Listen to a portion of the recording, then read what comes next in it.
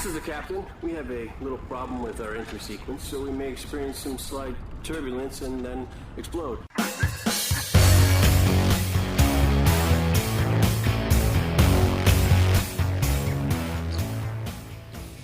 Hello and welcome to the Blackdog number 152. Jesus Christ! Yeah. No, sorry, go on.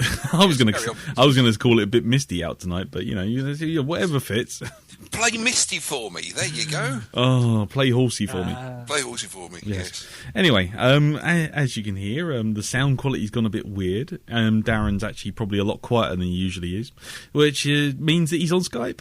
Yay! I'm far away. Yes. The restraining order's kicked in, and I'm not allowed to go within 5 miles of my house. Your house. Finally. You don't know how long I've been waiting for that. And also, you may have heard the third voice on the line. That's Mr. Jim Moon. Hello, Jim. Hello, gentlemen. Hello. Hello, sir. And this week we will be having a little chat. We'll probably have some news if I can be bothered to look it up. And we will have. Will we have a Profanasaurus, sir? You may have 2 Profanasauri. Wow. We are blessed. One for each testicle. Fantastic. And we'll have a one sentence review. Darren, is there one coming? We've got a 1-line review. Yes, indeedy. Lovely. Dee sent to us. Lovely. Mm-hmm. And then, of course, we'll discuss that happy, cheery, lovely, heartwarming tale of survival in the fog. The Mist. Ah, yes, that George Formby classic. Turn out nice again. Yes, that's what we should call the cast. Turned out nice again. Hello, motherfuckers. Ding, ding, ding, ding, ding. Anyway. Yes, so before I go off on my insane ramblings, how's everyone else? Jim, guest first. How's your week? This week I've been plumbing one of the great mysteries of the universe. Mm-hmm. And that is why the bastard plumbers never fucking turn up when they say they're gonna. They heard your review of Super Mario Brothers last week. Yeah, they all took offence. Yes, I think that the reference is about jumping up and down like a twat from the plumbing community, and hence, when my pipe burst just before Easter, the word got around, and it's been a long week fixing. Oh man, really? It was obviously Bob Hoskins trying to make his way back from the other side. Was he on his shrooms? It might as well have been. He said, you know. I'll come round first thing Tuesday morning. Yeah. Wednesday lunchtime. Where the fuck are you? Answer your phone. Yeah, he probably charged you for the phone call as well, didn't he? Or something like that. That's what plumbers mainly do. It's just charge you shit. Yeah. Oh, yeah. So is it fixed now? Are you with water? I am with water, but the problem was they discovered a large section of lead pipes that shouldn't be there. Oh, nice. I have further plumbing comedy to get them replaced. Not to mention venturing into the dark world of trying to pry some money out of those grasping bastards, the insurance company. Yeah, you faced many a foe in your time, many an eldritch foe, but none as bad as the insurance, none as much as LV insurance. Actually, LV stands for Lovecraft. That's what it's all about. It's shorthand. Ah, dear. So it's all cool now, is it? Well, it's all warm now because the water's back on and the heating is. Hooray! Hooray! I've been living by the fireside. Watching Oh dear. All right. And Darren, have you had similar plumbing nightmares, or you? No, I've had no nightmares at all. Really, it's been a pretty sort of straight week. Nothing's been really going on. Went out on Sunday for some drinks. That was very nice. No, it's mainly my action's been taking place on the video game front. I managed to get hold of a copy of XCOM. Yes. I'm seeing what you mean about suddenly the actual difficulty takes a right angle and goes straight up. Yes. Yeah, it's I think it lulls you into a false sense of security of being, oh, this is quite a good Jesus Christ, Exactly, and then does the equivalent of sort of like Midnight Express and just takes you roughly from behind in the showers. Yes, and when the enemies start learning how to use hand grenades, that's always nice. You know, you never get any warning of that. Oh, what's that thing coming towards my... Oh, and that's the entire troop wiped out. Yeah. Bloody-tastic. Wow, it must be an Easter edition. They're throwing eggs. How nice, yes, indeedy. I also tried a little bit of a wild card as well, a game called Dark Souls, which is an RPG. It's quite it's different, or it's quite special in the way that you can leave messages for other people playing the game on their own systems. And you can also watch videos of other people taking on the demons that you're actually having a go at. And people can invade your game at any time and take you on and stuff. That sounds horrible, because that sounds like you'll be walking through a beautifully crafted sort of like dark world, only to find someone's left, you know, Clam Rapper 58 has left his Thai ladyboy pictures for you. So Shane, oh, you're right here. Yeah, exactly. You want the staff of Ra? I've got my staff of Ra out here. If you go here, lovely ladies. Yeah, lovely ladies waiting for the staff of Ra. Yeah. Indeed. So I picked that up. I've tried playing it. I'm on the first part of it. I've managed to escape a prison cell. Yeah. I've killed a few undead. And I've got to get through this section with this big demon, but it's kind of like it gives you absolutely no clue as you're supposed to hand this thing its arse on a plate. It just sits on you, and that's it. You die. So that's getting swapped next week. Nice. I heard it was kind of unforgiving, but I guess I didn't realise quite how bad. Unforgiving in the extreme. Nice. So there you go. But yeah, apart from that, not really much going on in my week this week. Okay, cool.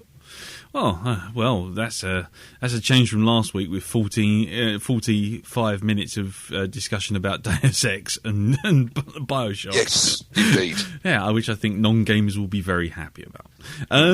Yes, well, my week, you three, you two are the first humans I've spoken to, and oh my god, what's happening to me? I'm going fucking mad. I am turning into Howard Hughes. I am actually sitting here, right? No joking, because obviously you can't see me now, Darren. So much. I have my Mass Effect hat on. I have a cardigan. I have a pair of pants and some very warm socks. So you've gone real post-apocalyptic. Yeah, I look like an extra from Beyond Thunderdome right now. Wonderful. Two-man and a one-man leave.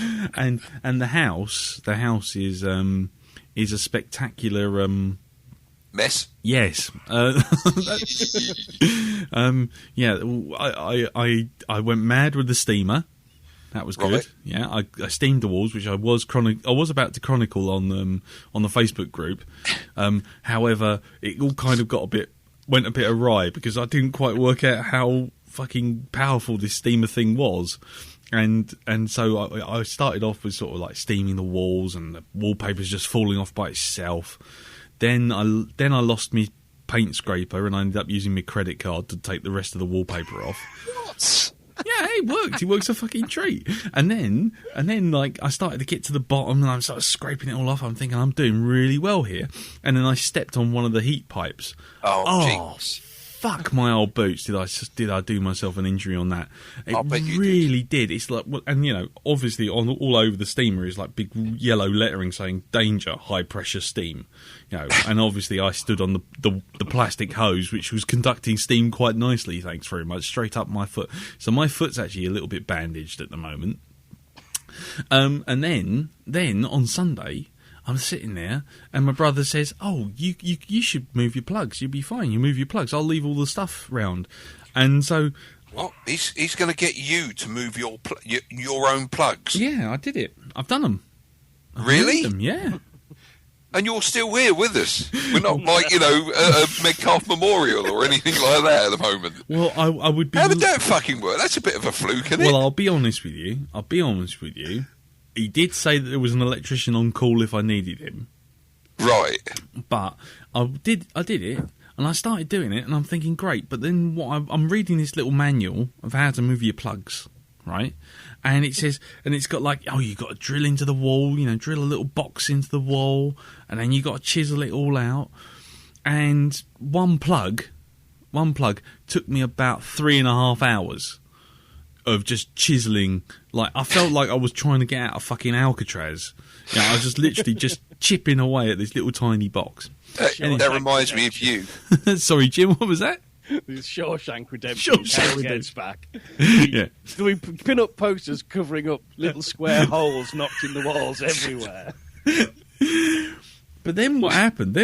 Was I'm like, okay, well, fuck this. I've got to, so I phoned Spencer up and I'm like, look, I've got to do this. He goes, right, well, I'll give you this drill. I'll give you is it called an SGS or an SDC or something like that? This fucking thing, right, no joking, was probably as big as my table. You know how big the table is, right? And I'm like, oh, I'm having some of this. And I went, and it was like, I don't know how best to describe it. It was just like the wall wasn't there. It was like I was basically sliding a Bowie knife into a small kitten. It just went through.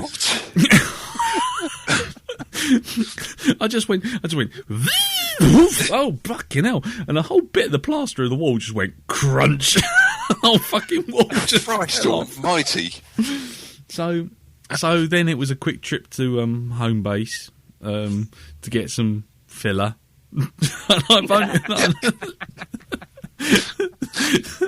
And and I got one plug moved. Then I decided that I didn't want it to go over the fucking. I didn't want it to go over the skirting board. So Spencer says, "Oh, use the SGS and go around the back of the skirting board." It's fucking shot through the floor. It just went. It just was there. 1 minute he was there. Next minute it was just like, and I just like all the floors gone and the fucking wood panelling's going. It was like the end of the Thing. You know when the Thing comes barreling down the corridor, right? It's just like all the floorboards going up.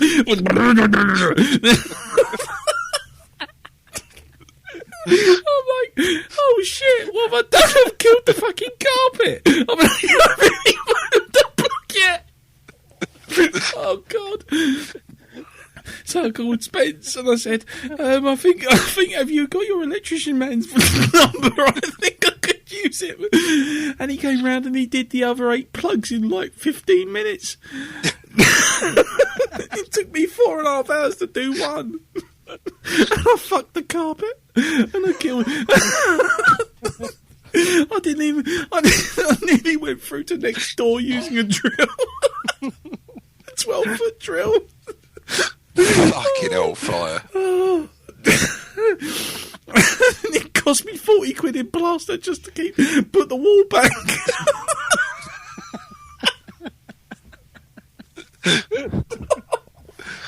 So now I'm just sitting in my pants afraid to touch anything.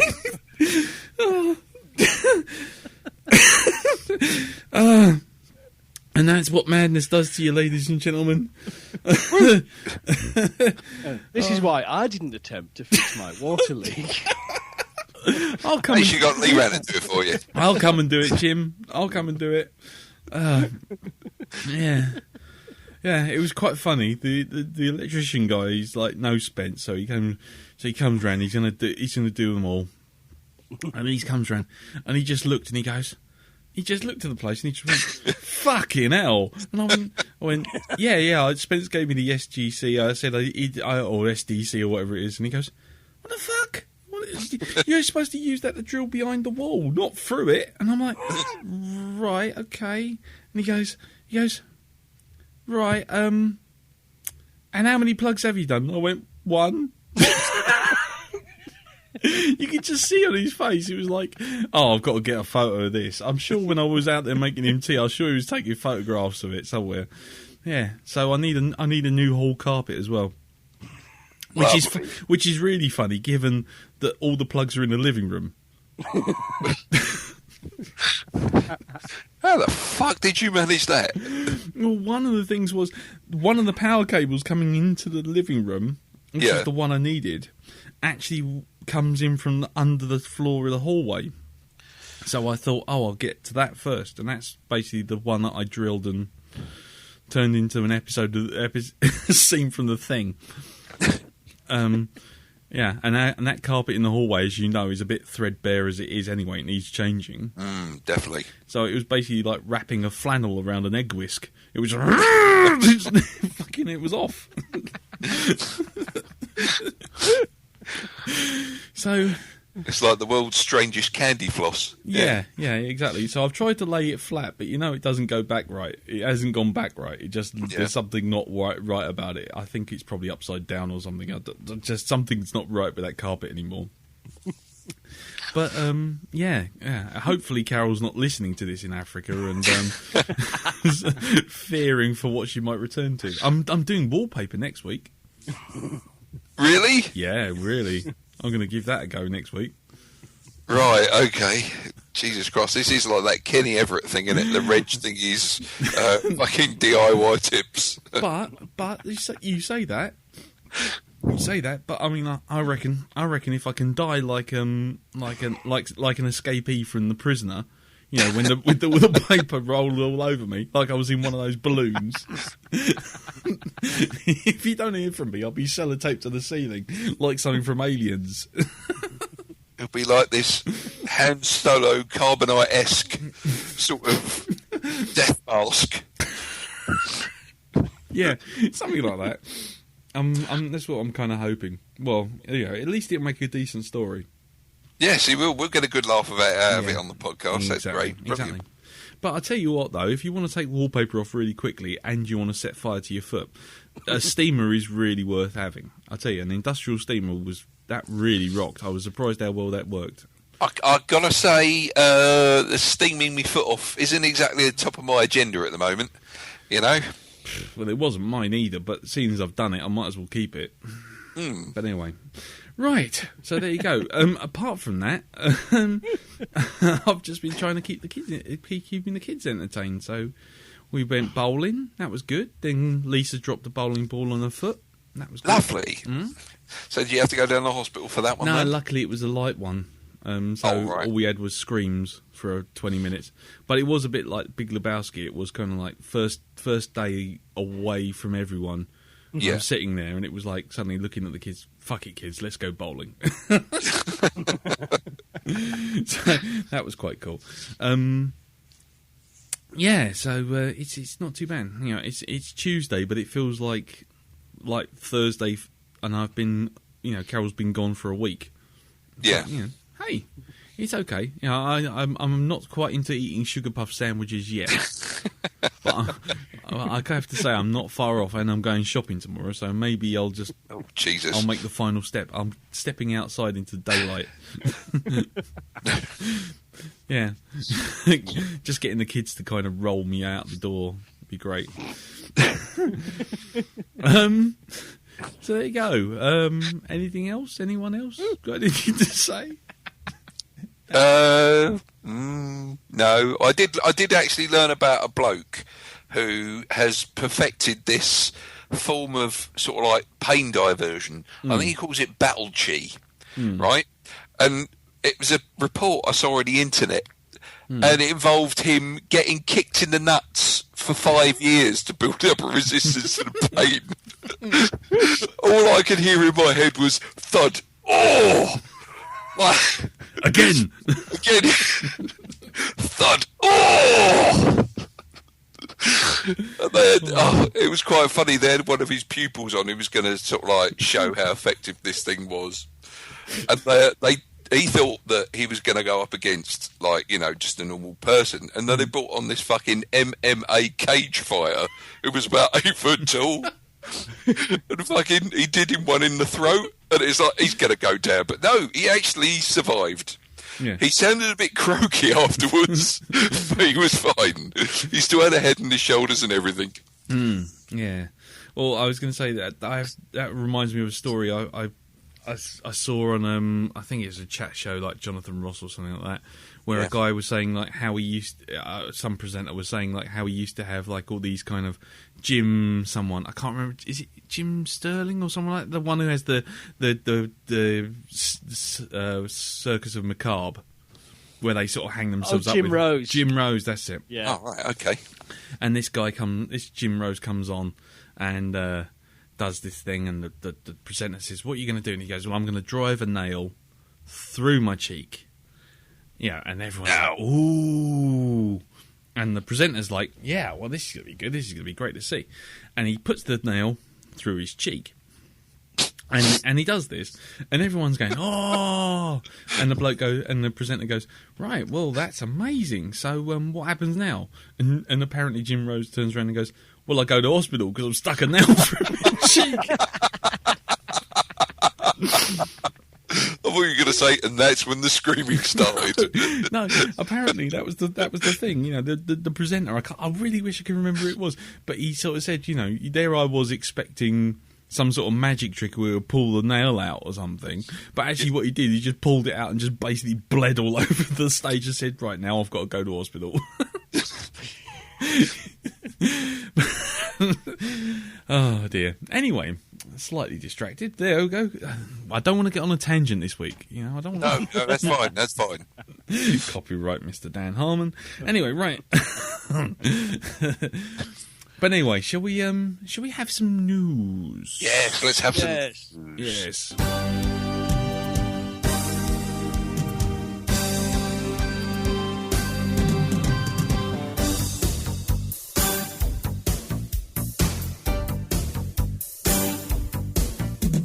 Hey, we're gonna hear some news now.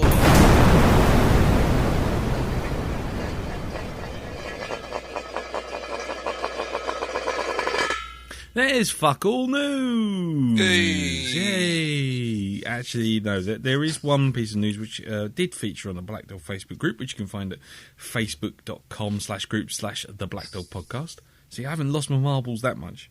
No, not yet, anyway. Which is that Blake 7 is getting its US remake, is going to get 13 one-hour episodes. Fabulous. The only downside is that it seems like US cable network Sci-Fi is making it. Oh, dear. Yeah. But, you know, Fremantle Media is doing it as well. And So we'll have Mark DeCastos as Avon. We'll have C. Thomas Howell as Villa. Don the Dragon Wilson as Gan. Who else? Let's see. Cynthia Rothrock as Callie. Who else? I can't think of anybody else now. oh man, that sounds like that's a cast for the ages. That is, Isn't it? That would work. Yeah. In a parallel universe somewhere that has already been made. Yeah. Who's the other one? I'm trying to think of the other one. You could have Tommy Wiseau as Blake. Oh, hi, Silverline. Yes. Oh, hi. Nice, Aurak. Actually, he could be the voice of Aurak. He could be good. Oh, Tommy Wiseau is the voice of Aurak. Oh, hi, Vic.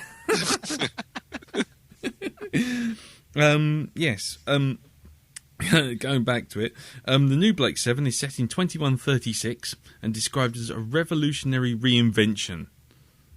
That strikes terror into my heart, those two words. Yeah, exactly. Yeah. That's alarm bells ringing right there. Yeah. It would be written by Joe Pokaski, who wrote some of the episodes of Heroes, and will be directed by Martin Campbell, who directed Casino Royale. It will be still the same story by the sound of it, led by hero of the rebellion Blake, who's mourning the loss of his dead wife Rachel. The crew acquire an alien spaceship which gives them a second chance at life. Blake 7 is was such a forward-thinking concept that the show continues to have resonance with the audiences today, says David Ellender, a CEO of Fremantle Media.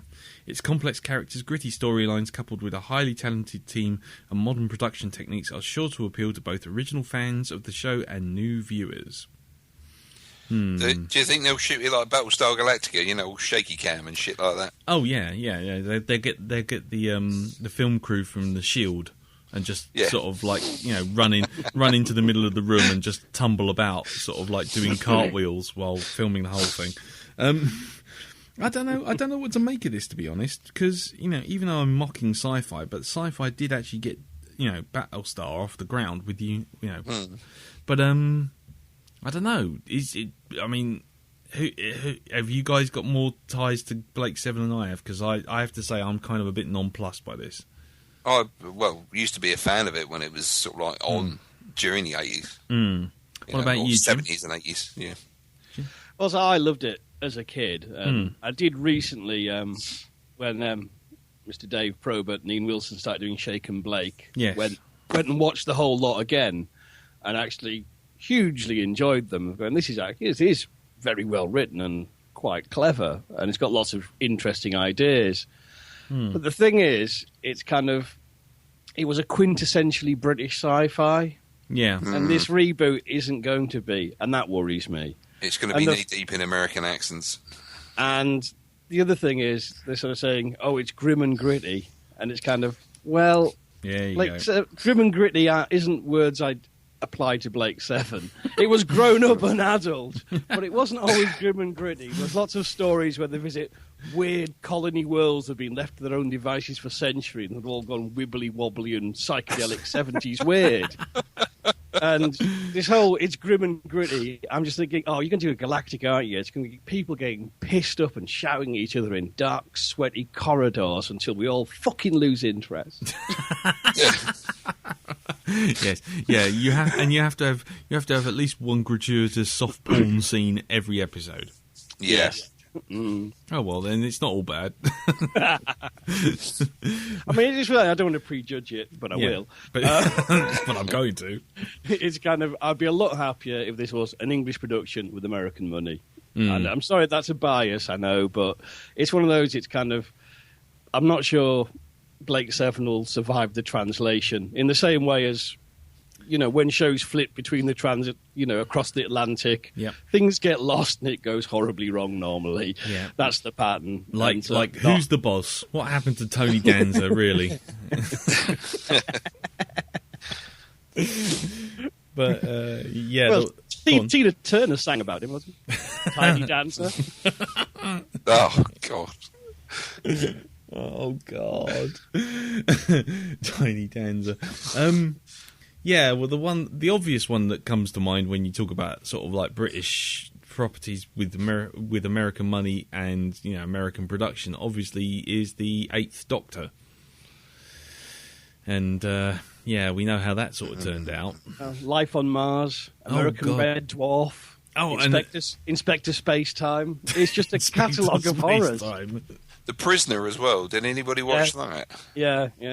So, what did you think of that, Jim? Because I watched the first couple of episodes and I think we missed the rest. How did it go?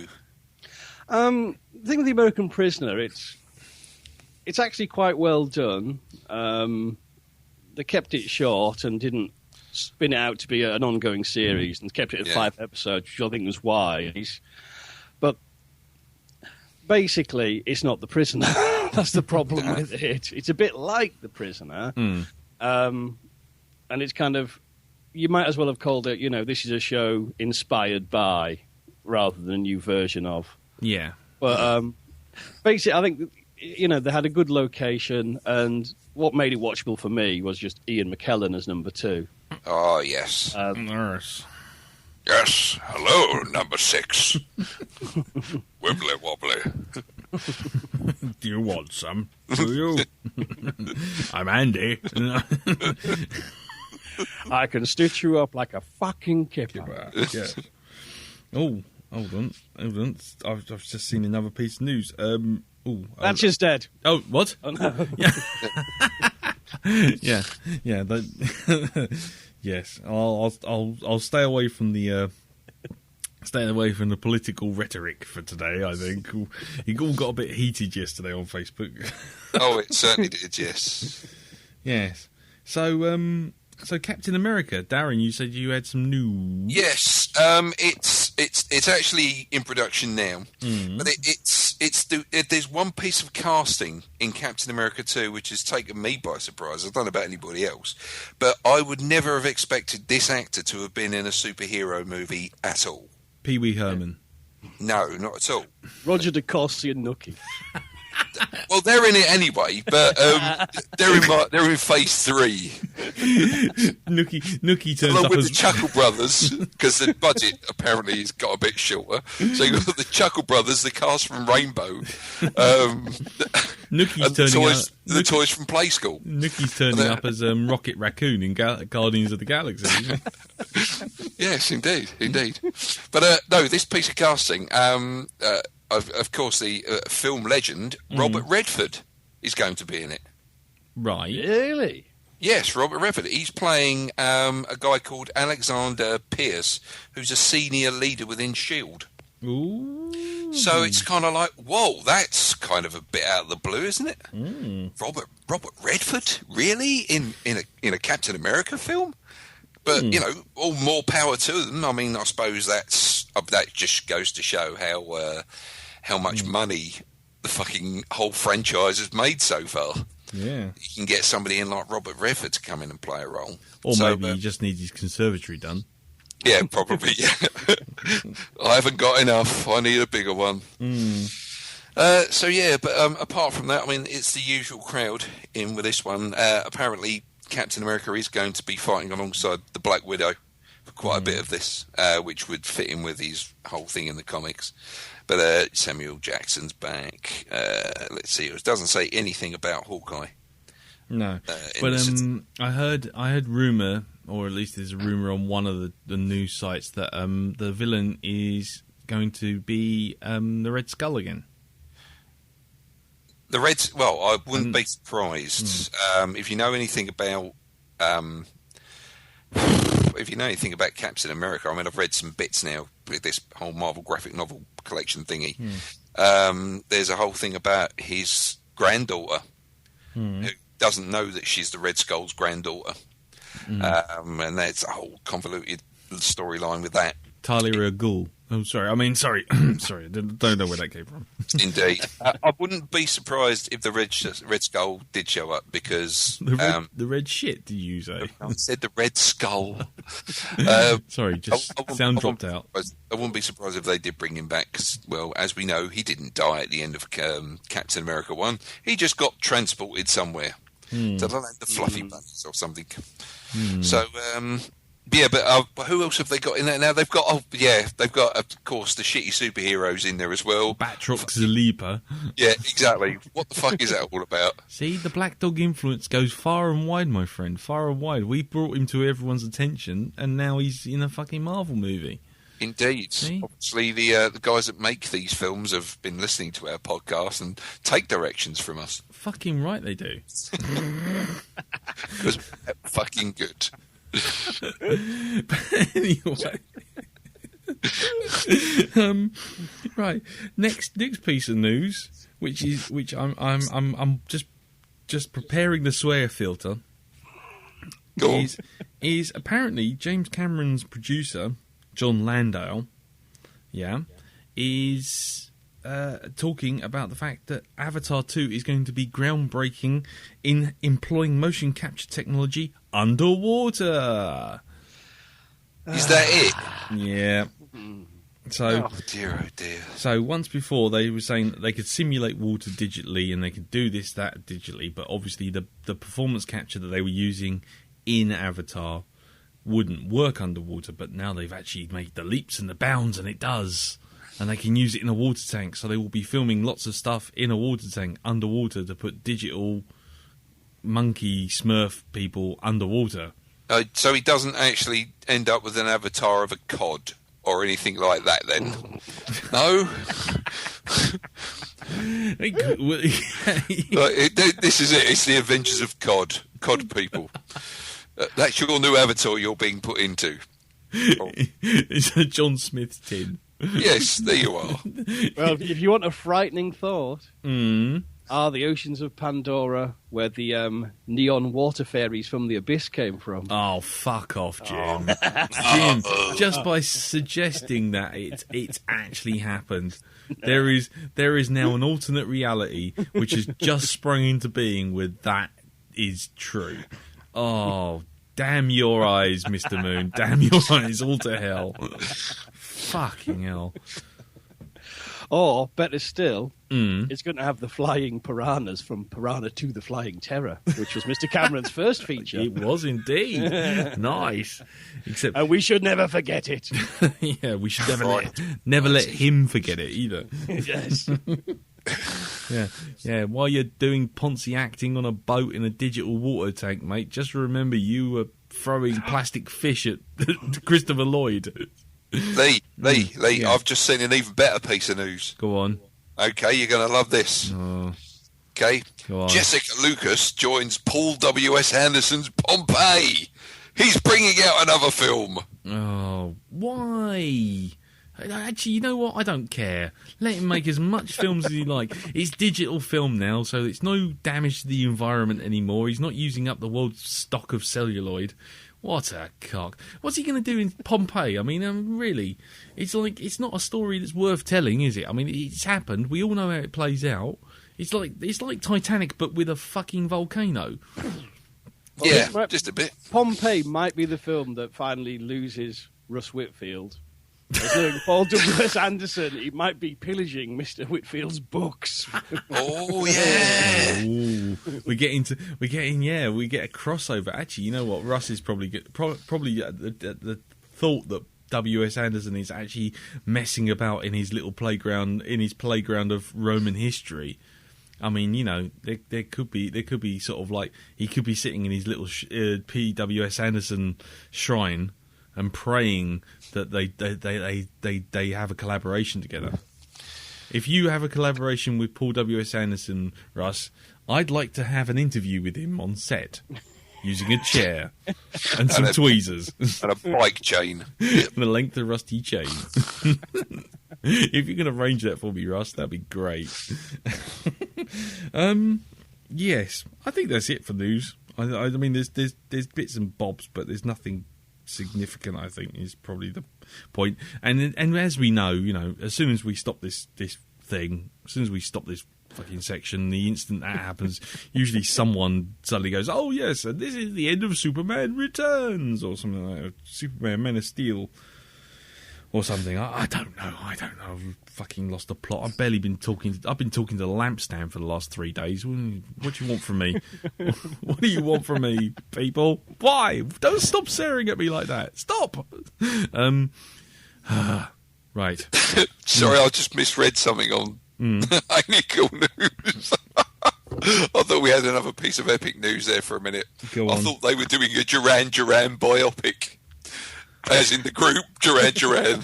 But it's not. I misread that. It says Robert De Niro and Edgar Ramirez step into the ring for Roberto Duran biopic. So there you go. I'd Right. rather Duran Duran biopic. I would love to see a Duran Duran biopic. And it'll be titled Wild Boys, all right? Let's just move on. You know. Oh, yeah. Oh, and hold on. No, there's one more piece of ridiculous superhero news. Go on. Apparently, now I'll just read you out this. This is from this is on Badass Digest. There's an actor, Yeah.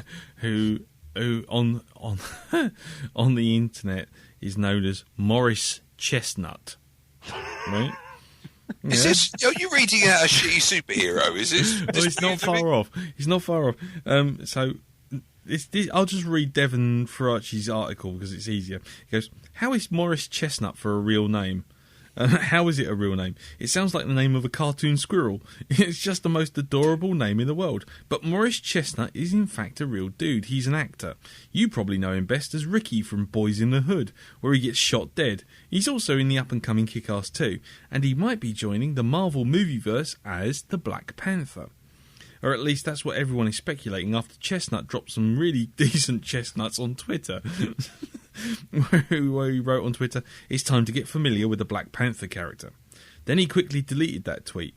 And then finally, for the tweet, then he wrote, not final, Black Panther, maybe in Avengers 2 first. Then he went, no, and then deleted that tweet.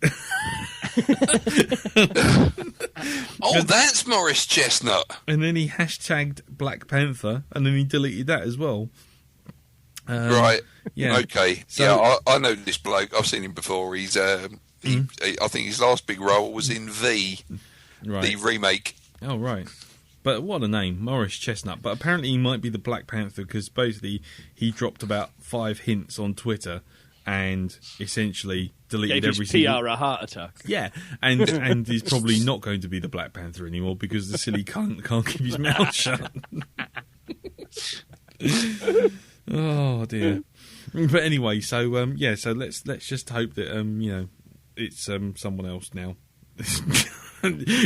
though half the internet's probably saying something like "black up Nathan Fillion" or something like that. Yeah, probably. I'll just get Neil Diamond to do it. I mean, he did so in the Jazz Singer. It should be pretty straightforward for him. Oh, can you imagine that? Neil Diamond as the Black Panther. That would be great.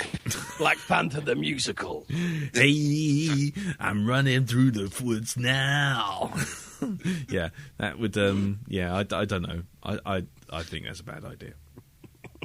Generally, I just see it. You would. You'd pay just to sit in Neil Diamond's living room. Yeah, I would actually. Yes. Instead of stalking him through his window like you usually do. But anyway, right. So, shall we have a Profanasaurus, Mr. Jim?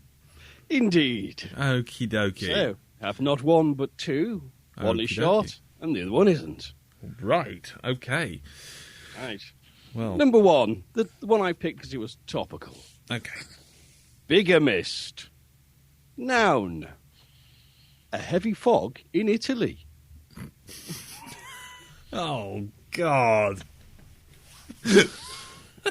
Oh, for God's sake. You could hear the penny drop with Darren there, couldn't you? He was all right for a second, and then he was like, oh. Sorry, my attention got distracted for a second there, and then the joke kind of worked its way up the staircase to my brain, knocked on the door, and when I answered it, it presented itself. He's a big mist. Fucking hell. God's sake. That's why we're having two. Okay, Jim, take it away. Right. Fuller than a sailor's jizz sock. Simile.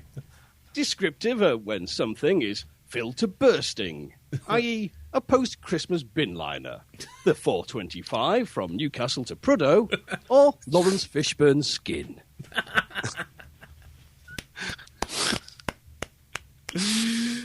Thank you, Jim.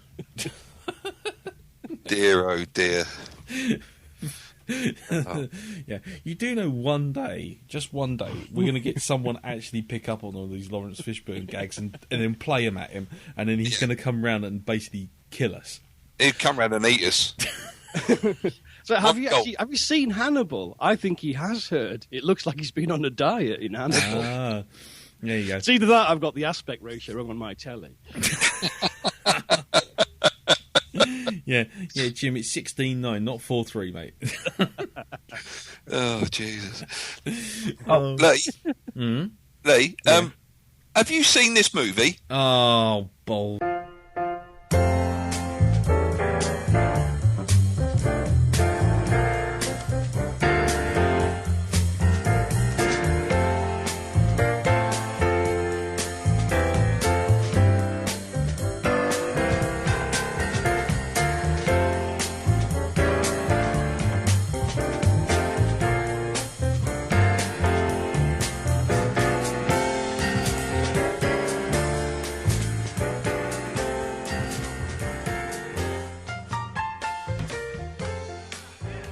Okay. So, this week we have a suggestion from Gareth Lloyd. Now, I'll read the actual title of the film out, but he does have a little bit of a proviso with this. Right. Okay. Now, the actual movie he wants you to comment on is The Slayer. What was that, sorry? Hawk the Slayer. Hawk the Slayer. Hawk the Slayer. Okay, his proviso is, and he can't say Hawk the Slayer is a big pile of shit. Oh, So, son of a bitch. yeah, you're not allowed that.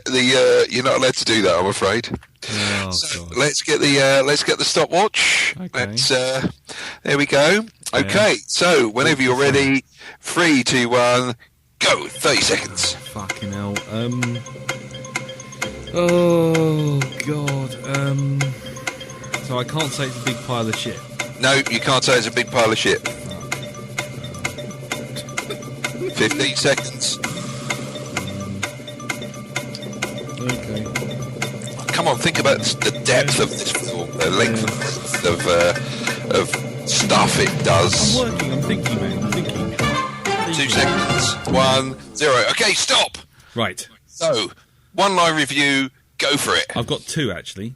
You've got 2. Oh, double-barreled. Go for it. Double barreled in honour of Jim. The first one is Blue Peter's Krull. The second one is it's the lesser of the two. Bernard Bresslaw makes himself look like a cunt on a fantasy movie films. Ta-da! Yes. Well, it was better than mine. The doings of a shit rooster adored by cocklabs.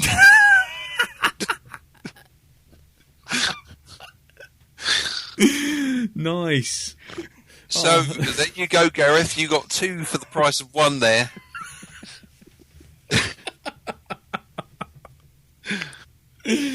Yeah, I think, yeah, I'm quite pleased with that, actually.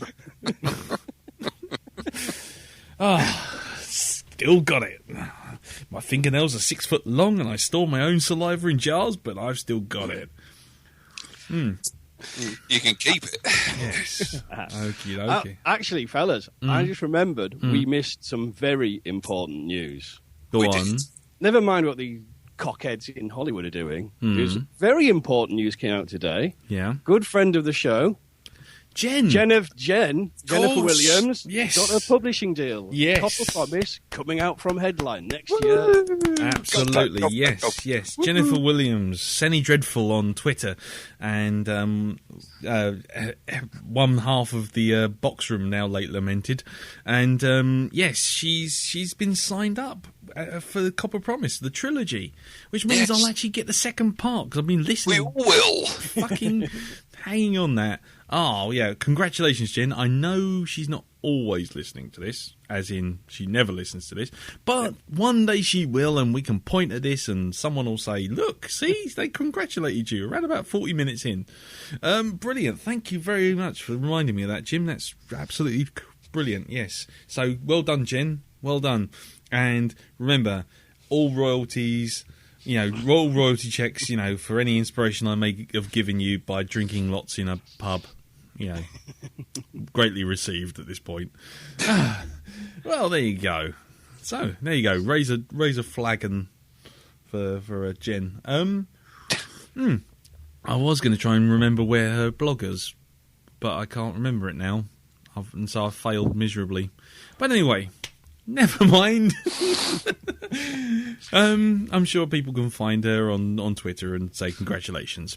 And we must move on now. We must move on to the really cheerful film, which is The Mist.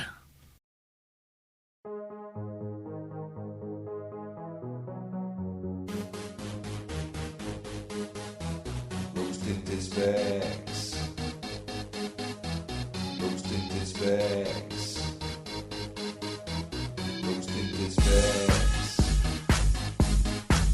Roasted his bags. Roasted his bags. You're gonna watch a film you like when you were young.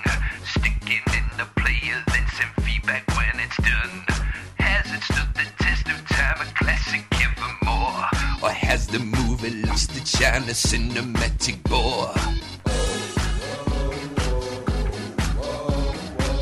Is it still hot? Send me what you got.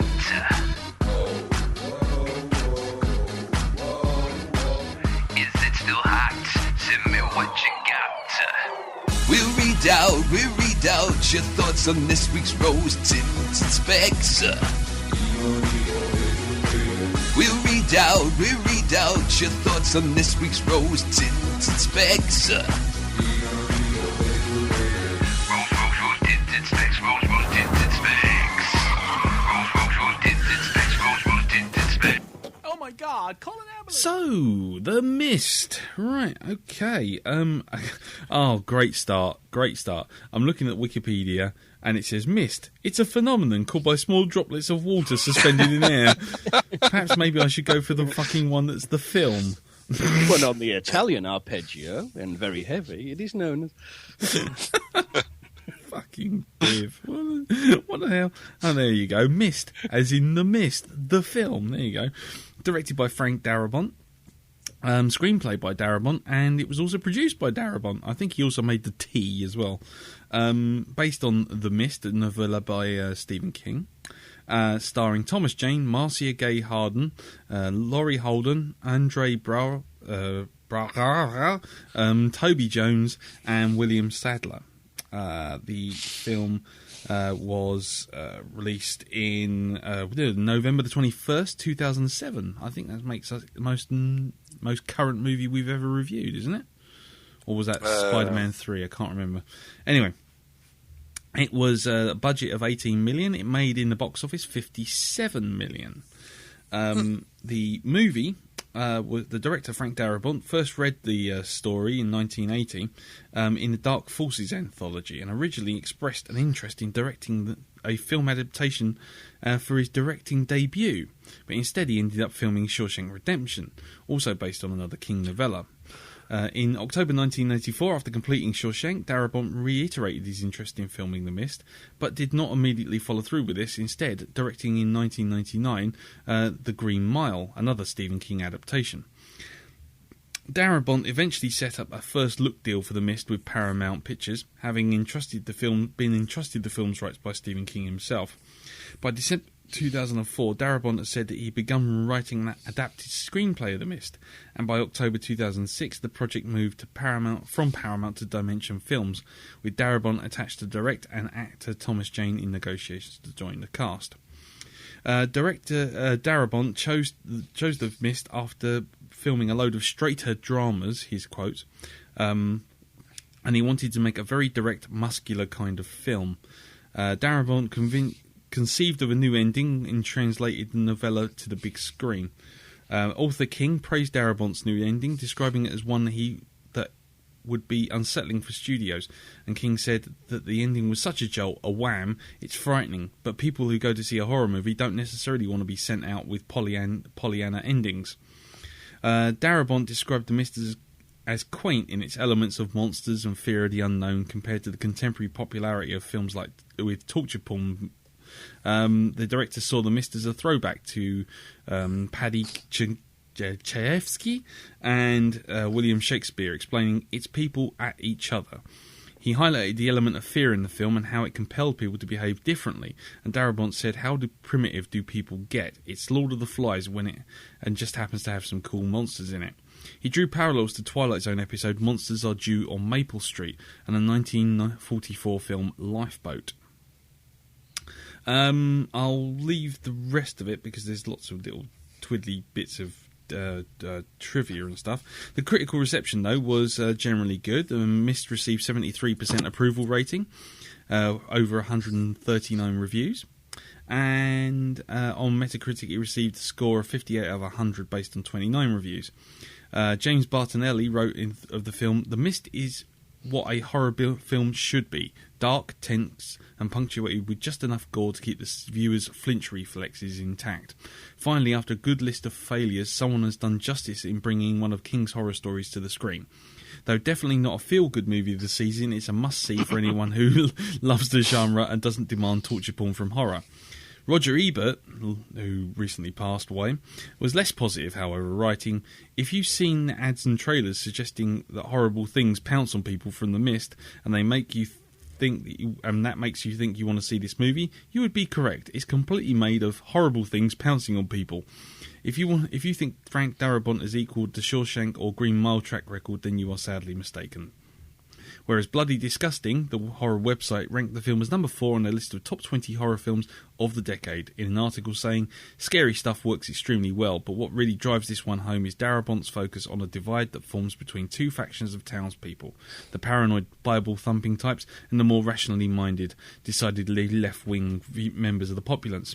This is an allegorical microcosm of Bush Jr. era America spot on, and elevates an already excellent film to even greater heights." And there you go. The only other thing is the film was most notable for its home media release when Darabont finally got his wish to release a version in black and white, which he always intended to do. Right, there you go.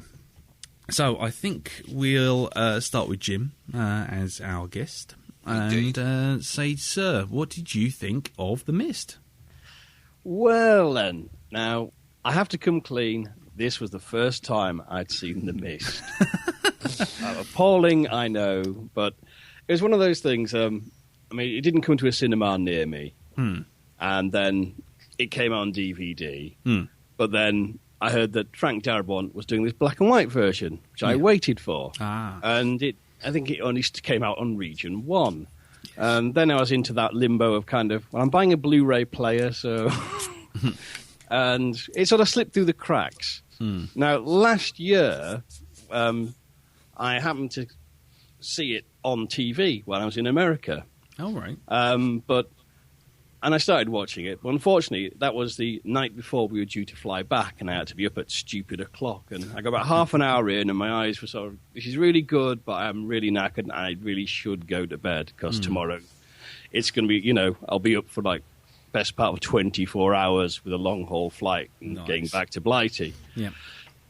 But anyhow, it's kind of, when I got back, I thought, right, I'm definitely getting a copy. So I did. I left it a month and a while, stuck it on, got half an hour in, phone rings, it's a friend with an urgent call, needs my advice. And so I was kind of, oh, Christ, there's some kind of curse on this film. I can't see past 35 minutes. And so again, I left it another few months, and then that brought us to here. So I finally, this time, unplugged the phone, knocked the doors, nailed my foot to the floor, and actually got to the end of the damn thing. And did you find that, that 35 minutes was good watching it a second time round? A third and maybe time. a third? Third. Well, yeah, I mean, because before I watched it, I reread the original novella, which is in Skeleton Crew, as well as Dark Forces. And... I mean, if Darabont always does a good King adaptation, because he understands an amazing secret many people can't grasp, and that is if you're adapting a book, just put the book on the screen. Don't add other shit. It's shocking. It's shocking in that room. That's a shocking I know, revelation. it's amazing. Hundreds of years of Hollywood spinning on its head. What do you mean? We just normally take the title and wipe our ass on some pages, and that'll do. We looked at a book in an airport sort of newsagent once. Yeah, we waved this novel in front of a writer on a table 400 foot away, and that's where he got the idea for the adaptation. That's normally how it works. Yeah. Now, so actually, I mean, I was probably no surprise. Loved the movie. And amazingly, although I spoiler dodged like a ninja, the way people talk about The Mist, you can get a pretty good idea of what the end's going to be. However, it wasn't quite the end I was expecting at the same time, so it still had that punch of, oh, fuck my ass, you're ending it with, jeez, oh, you cunt. I need to put some bag puss on now. Hug myself in the shower. Yeah. So from the way people talk about, the kid's going to die, and he's probably going to be Thomas Jane ends up leaving the kid behind, and Saccharin thinks, well, fuck him. That's kind of, I'm out of here. And that was what I was expecting that, but not just the the cruel, cruel twist. But if you just waited, if you just dithered for 5 minutes like an English person would have, it'd have all been fine. Yeah, but then again, I mean, they were having so much glee with torturing him by the end of it. I just would have thought if they didn't have the army turn up, and by the way, spoilers, come on, if you haven't seen the film, please don't listen any further. I was going to say, what the hell are you doing listening? Yes, but I would have just had some random bird-like creature just come along, swoop in, grab the car, and just sail off into the sunset with it. That would have been it. Well, this is it. So with the original novella, it ends with them just driving off in the car, and they don't know where they're headed or how far they can go. And like King says in his notes, he says, this story essentially it's a drive-in movie kind of a deal. You know what I mean? You make up the second feature. Yeah. It leaves it open.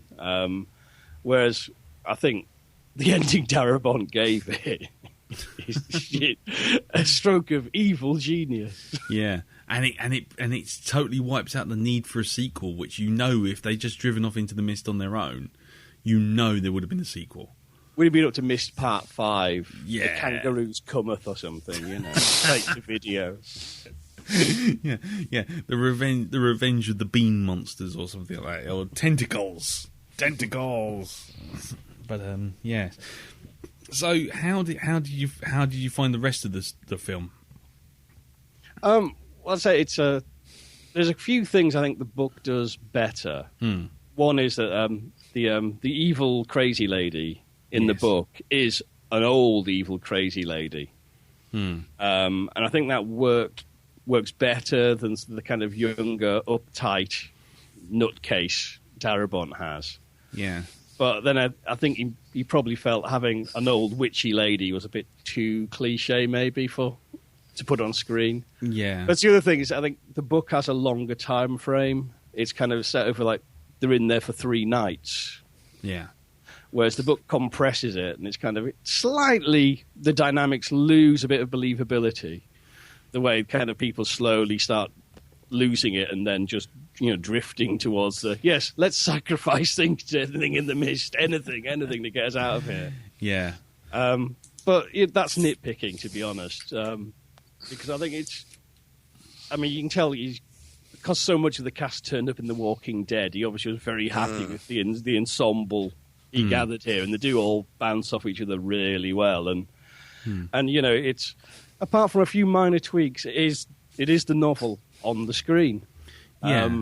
And everything looks right. Even down the strange monsters and flies and spiders, and job well done. Yeah. The thing with the monsters was I can't remember the name of the designer, but I do remember there's a whole thing about the fact that he and his team literally sat down and watched for about a week or 2 weeks, watched an endless stream of current and old monster movies, just to make sure that whatever they were making didn't look like anything that any of the others had made. So that's why you get some really bizarre things like those spiders that you find in the pharmacy, for example. They've got like human jaws, and which there's just like little tweaks just to kind of give everything a bit weirder. But yeah, okay. I mean, the design work on some of the monsters was quite cool. I have to ask one question though: did you watch it in black and white this time, or in colour? Well, no, because this was the first outing. I thought I'll do it in colour. Right. But I do want to go back and watch it in the black and white, though. Yeah. Though I have heard from a few people saying the black and white cut you can just simulate it by turning the colour down on your TV. Well, yeah, you can and you can't. I mean, it's a bit weird because a lot of the stuff, especially those sort of stingy dragonfly things, because they're purple and red, or purpley blue and red. When you turn the colour down, they all just go flat grey. So there is some tweaking been done there, digital tweaking. But it's I have to say I've seen stills of the colour, but I've never actually watched the colour edition. and it's quite interesting. I can't see the film as a colour film anymore. It's bizarre, but yeah, that's assuming I want to go back to it in a hurry, mind you. It's not the most cheerful film in the world. No, that's true. I need something to brighten the mood. I'll stick on The Mist. Yeah. Let's all stand around, have a barbecue, and watch The Mist as the sun goes down. No, I don't think so. But anyway, great. So, Darren, what did you think of it? Lay my cards on the table. I absolutely adore this film. I absolutely fucking love it. You hate children, don't you? That's what it is. Well, yeah, what was that comment about? But there you go, Yeah. obviously. Obviously. Jesus. So, yeah, The Mist. I just love the whole downbeat thing of it. The ending is just genius. I sat there the first time I watched that. He kills the kid, and, you know, suddenly it dawns on you. You get what is going to happen 2 seconds before it goes off. And you are like, oh, well, I sat there and I'm thinking, you absolutely wonderful cunt Darabont. You're fantastic. Thank you very much. Just because he just doesn't give in and have them rescued by, I mean, he kind of cheekily gives Hollywood what it wants. He has the army turn up, but he has it turn up 2 minutes after he's killed the child. So it's like, I gave you, well, the cavalry turned up. What more do you want? You know? Yeah. I love the whole thing of the woman sitting in the truck when he's standing there, and it's like he sees apparently the original plan was to have the entire cast from the supermarket in the vans as well, but they couldn't get enough of them together to film it. Yeah, but So that's just really rubbing the bloody salt in, It would isn't have been great, though. It's like, yes, just pile it all on there. Go on, get it in there. Thank you very much. I'll tell you one thing I do notice about this film, right? The whole film is it's driven by performance. There's not a single piece of music in the entire. I mean, there's a bit at the very beginning with the radio, but after that, there's no music. There's no incidental music at all. You don't get anything like that. It's all. No, there isn't. There isn't. There is nothing. There is at the end when he at drives the end, off in yeah, the but truck. that's it. That's it. That's the only time you hear it. Everything else, there's nothing. It's completely flat audio. It's brilliant. I love that. You know, you don't have this fucking annoying score. Yeah, Trying telling you to what to feel. Exactly, telling you when to feel anxious. It leaves you to do that, and I think it's all the better for it. You know, it's that whole thing of that jarring silence being broken by something. You know, something that's not quite right. Yeah, I mean, because they use the sound to really good effect at the end. You know, I know we're going to keep banging on about the end, but you know, if you watch, I mean, watching it for the second time. And I'm waiting for the end, as it were. But you can hear all these. You think you can hear all these monsters in the background. You can hear all this, and it's not. It's the flamethrowers. So Is that what it is? yeah, that's what I was going to Yeah. say. If you turn it right up, and you know, I didn't turn it right up because obviously scaring the shit out of the kids upstairs. But what I did was I put the headphones on and I was listening to it through the headphones, and it's actually the flamethrowers. So when they're listening to all these monsters outside, and that's when he makes the decision with the gun. Yeah. That is actually the same noise as the flamethrowers when it pans out and you see them basically hosing the fucking ground. Because there is a noise that you hear whenever they open the door and they go out. There is like this sort of throbbing sound that you hear, and it's very low level.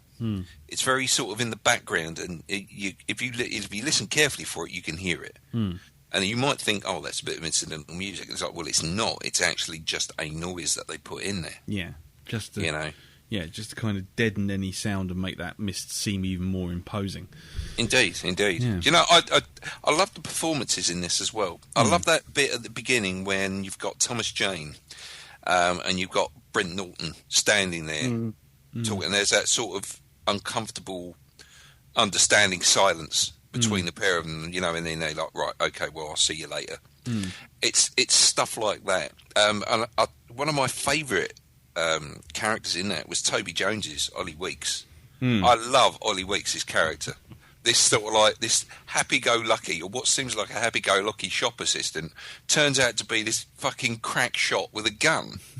You know, he's like this fucking what's his name? This shooting champion. Yeah. It's all right for 3 years in a row. You know. Yeah, it was. So yeah, it was quite cool. It was quite cool the way it kind of that was kind of the cool thing, because a lot of the stuff with the characters started to come out through their actions, and it kind of, it didn't have to lay it all out. It didn't have to keep laying out, oh, you know, hey, you're an out-of-towner. You are not an out-of-towner. I'm a local person with local people and all this sort of thing. Because it's just the way they started talking to each other kind of signified it half the time before the actual script kind of ended up laying it out flat. So it's really quite nicely written, obviously, because, you know, Darabon's good at that sort of stuff.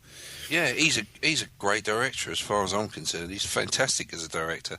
He seems to really understand King's work. I think, you know, it's just like three of the things I've seen him do, which is, of course, The Shawshank Redemption. What was the other one?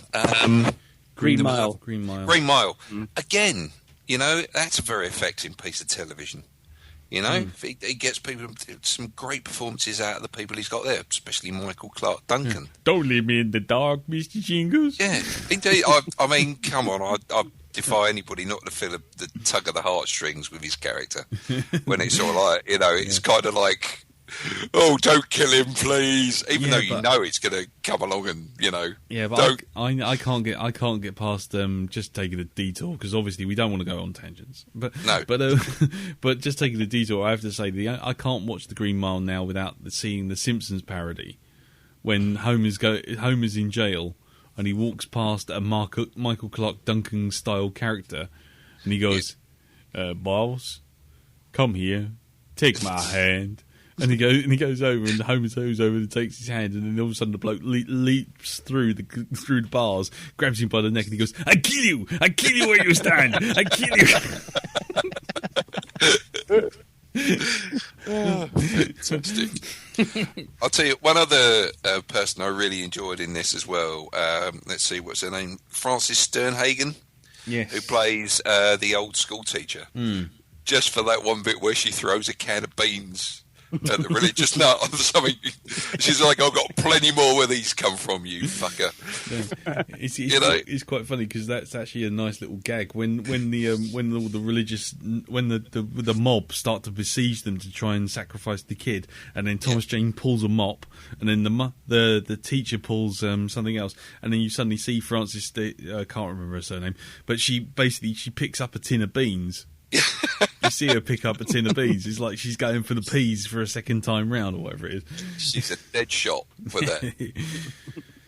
But where watching this film again is concerned, if you told me to go away and watch it again right now, I would quite happily. Well, I'd stick that fucker on, and I would sit there and I'd watch that a few times. Yeah, I know you're not used to sort of like recording this podcast and being, you know, sort of like halfway through it at 10:50, Dal, but please don't do that. No, I'm not going to. But that's how much I really love this film. Yeah, and I love it even more on this sort of like second or third viewing. You know, for me, the love just keeps coming for this one. For me, it's great.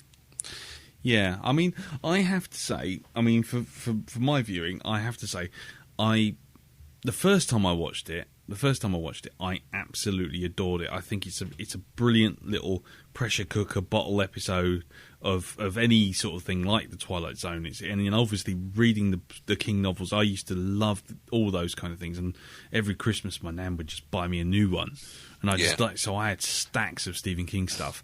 And The Mist was always one of my favourite stories. And I have to say, the adaptation is pitch perfect. It's brilliant. It's exactly what it needs, and it drops all the extraneous stuff that doesn't need to happen, but it also fills in blanks that you kind of wanted to know.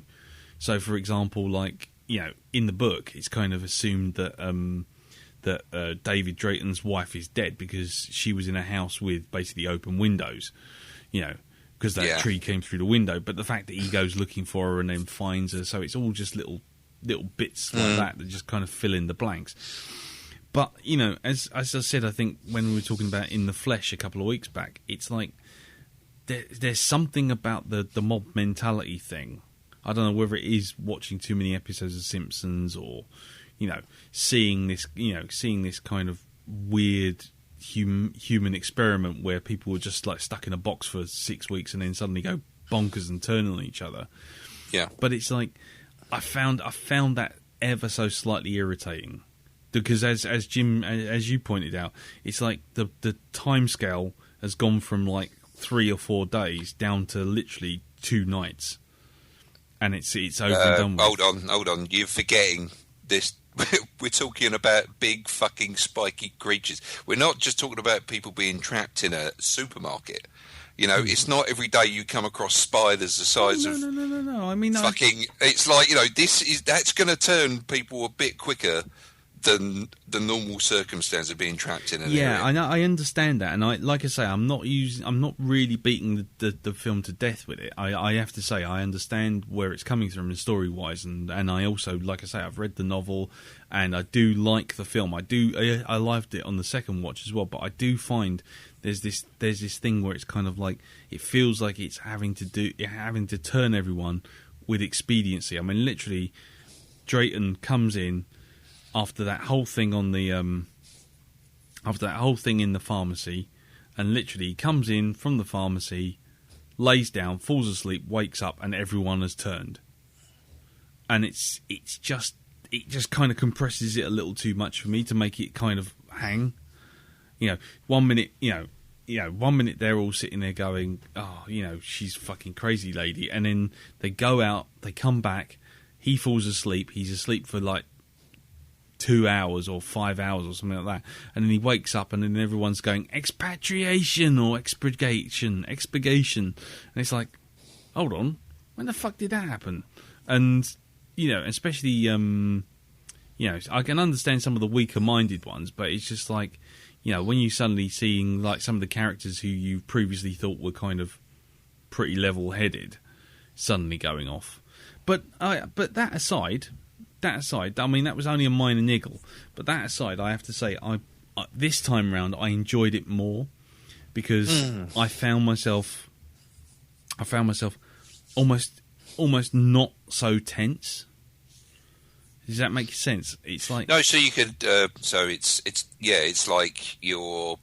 It's like on this thing. I noticed the thing about the music. You know, and so that for me was an added another.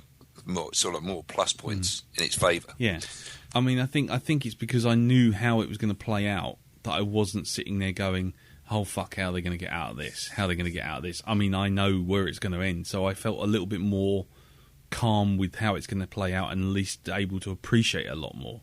Yeah, but yeah, there was a couple of moments where I was kind of sitting there going, "Really? Oh, come on!" I mean, it's like, you know, 5 minutes ago they'd just seen like some guy being dragged off into the mist. They've heard loads of people screaming. They've seen lots of nightmarish things flittering about the windows. Then Drayton goes out, says, "Oh, something big just leant against the shutters," and they're going, "Really? Well, if you're going to be all hoity-toity, why don't you just count your teeth? We're going to go and open the fucking doors." It's like, really? I mean, I know, you know, and I have to say, I did like, you know, was it Thomas Jane's delivery? Are you being willfully dense? You know, and I have to say that's kind of how I felt. I have to say that's probably the masterstroke, is that Drayton's character is practically the audience, sort of looking at everyone going, "Really? What the fuck are you thinking?" He is the Will Ferrell in the piece. Is everybody taking funny pills? Yeah, I feel like I'm taking crazy pills. Yeah. But the other thing that made me laugh was, it's like, you know, after old Toby Jones gets picked up by the lobster from hell. Yeah. It's like, at that point, are you really going to risk your life leaning out of the car to get a gun? I mean, that did make me laugh. It was like, oh yes, we've just seen something the size of an office block. I'm sure these five bullets will do just fine. It's like, not feeling that protection. I I gotta say. And then it was just, and then it's like, okay, now we're going to drive off in the mist and turn all the lights on. Yay, that's sensible. But I mean, those are little niggles. I'll be honest with you, because it's like, they're attracted to the light. They're attracted to the light. Okay, I'm going to get in a truck and turn every high beam on. Mm-hmm. Sensible. Well, they already did that in the supermarket as well. Yeah. When he's trying to switch all the lights off and. Reginald Redneck is running around the back there, switching them all on. Yeah. Interesting little fact about old William Sadler, by the way, who you would probably remember as playing Death in Bill and Ted's Bogus Journey. He actually was in The Mist once before in an adaptation on the radio. Oh, was he? He played David Drayton. Oh, right. There you go. Thank you, IMDb. There you go.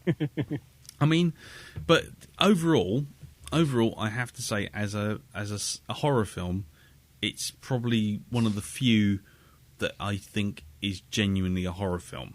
I mean, I know I've read the reviews and they were saying don't go for torture porn, but it tends to be a film, and I think it's probably because I'm watching it in black and white, but it kind of does away with the need for gore, and the monsters are only half glimpsed, and and it does that thing that I love in Alien. You don't know what you're facing. You really have no idea what's outside, and so it makes it even more scary when like a tentacle comes through, and then suddenly one the size of a fucking bus comes underneath, and it's like, I mean, some of the design work is astounding, and I have to say I really do like this film, but I always find, thanks to the ending, it's such a bleak, brutal watch that it's not something I put on just because I feel like it. It's not going to be a Christmas movie for you then.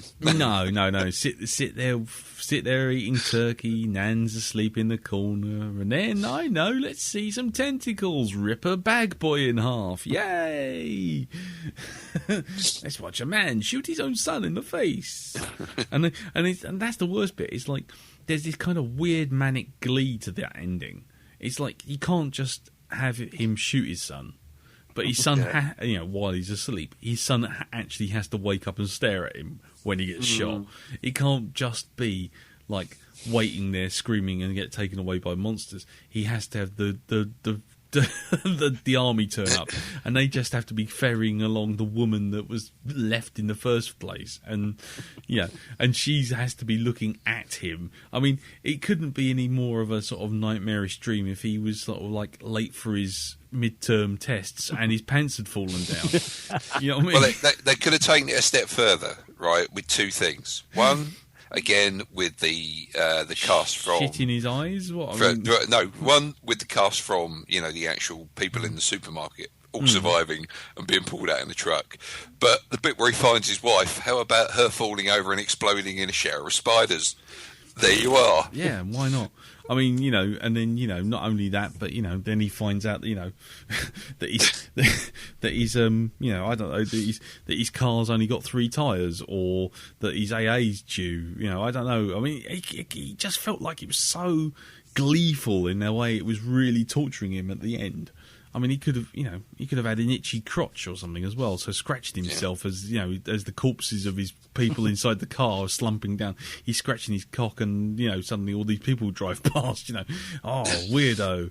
I mean, he was just really trying hard to fucking kill him. I was just like driving mad, and because even when the soldiers turn up right at the end, and there's his dead son, there's his sort of surrogate wife, mother character sitting in the front seat, the 2 old people in the back dead, and he's going crying with their blood all over him, and the 2 soldiers turn up, look at him and shrug their shoulders.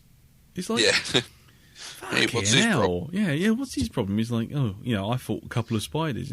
It's just like, how willfully fucking malicious was that ending? The more you study it, the more you just think, yeah, and then a bird flies over and poos on his head, or he finds out that basically the bullets were blanks except for the 4 that he had. I don't know. It's just Jesus. But anyway, I don't know. The film. I am going slightly crazy, I have to say. I'm very sorry about this. Anyway, yeah, another couple of pieces of trivia. The other, there's all the stuff, all the paintings that David Drayton was doing. Yep. They were all Drew Struzan, who's a film poster artist who did posters for all the Star Wars movies and The Thing and Hellboy, which obviously we saw floating around. But he also did all the covers for the Dark Tower series, which would explain the cowboy with the rose. Yes, exactly. It's floating about. So there's lots of love for King stuff in there, especially that when that silly sod sets light to a mop, trips over a bookshelf, and then falls over, sets light to himself, blows half the store up. All the books that he trips over are all Stephen King books. Are they? Yeah. All right, I'll have to watch that again. But yeah. So there you go. I don't know what else to say. I really enjoyed this film. I find it really bleak. It's not a film I watch for pleasure. It's a film I appreciate, I think. But anyone else? Final thoughts before we move on to feedback? One regret I have about The Mist is that I had read the King story. I would love to have the experience of watching The Mist and not knowing what was coming. Yeah. Because although the film unfolds within 10-15 minutes, you know, we're getting from page to screen here. So we're getting tentacles, we're getting flies, we're getting the manky pterodactyls, we're getting the spiders. Yeah. We're getting that huge fuck-off thing at the end that's just awesome looking. Yes. Yeah. Now, to go into it and not know what's going to come out, yeah. That's the only way this film could be better, I think. Yeah, that's very true. That is actually very true, because I mean, yeah, the thing at the end, that is an amazing little design. You know, that fucking 6-legged thing with all the birds flying around it, and it is one of those kind of crazy cheese dream style monsters where you just think someone just sat there doodling a horse and then got it wrong, and they just thought, oh no, I'll put some tentacles on it, put an extra leg on it. Put a little beetle's head on it. Just draw some birds. It's probably scribbled down on the back of a beer mat, and then it was like, "Fucking hell, this is quite cool, actually." But no, well, I did think, Cloverfield monster. Yeah, it's very true. Because in the book, it does mention when that thing walks past, they can see there's the spiders and the bugs clinging to its hide. And I was thinking, yes, Mr. Abrams, I see the DNA of your story here. Well, it is interesting because the Mist itself has influenced so many things. I mean, it's kind of weird because obviously Darabont, in his introduction to the black and white edition, actually says it's a throwback to films like Night of the Living Dead. But it itself is an influence on things like I don't know. Obviously, I don't know how much of a gamer you are, Jim, but there's a game called Half-Life. Yeah. And that actually starts off with a project to open a dimension portal, which goes horribly wrong and unleashes basically hell on Earth. And the people who made that actually directly referenced the fact that the Half-Life game was going to be called Arrowhead, based on the project that's in the Mist. And there's various other influences like that, and it's kind of funny because you sit there going, oh wow, hold on, I've seen this before somewhere, I know this, and then you suddenly realise it's half a dozen other horror films or science fiction films have basically nicked from it in the interim. And I think it's amazing that it's one of those films that not a lot of people have seen. It's weird. You speak to people about, have you seen it? And they go, no. But then you can imagine that, like, half the time they'll go, oh yeah, I've seen bits of this. I know, films that have been influenced by it, and it's kind of a shame, really, because it is one of those films that deserves to be seen. Definitely.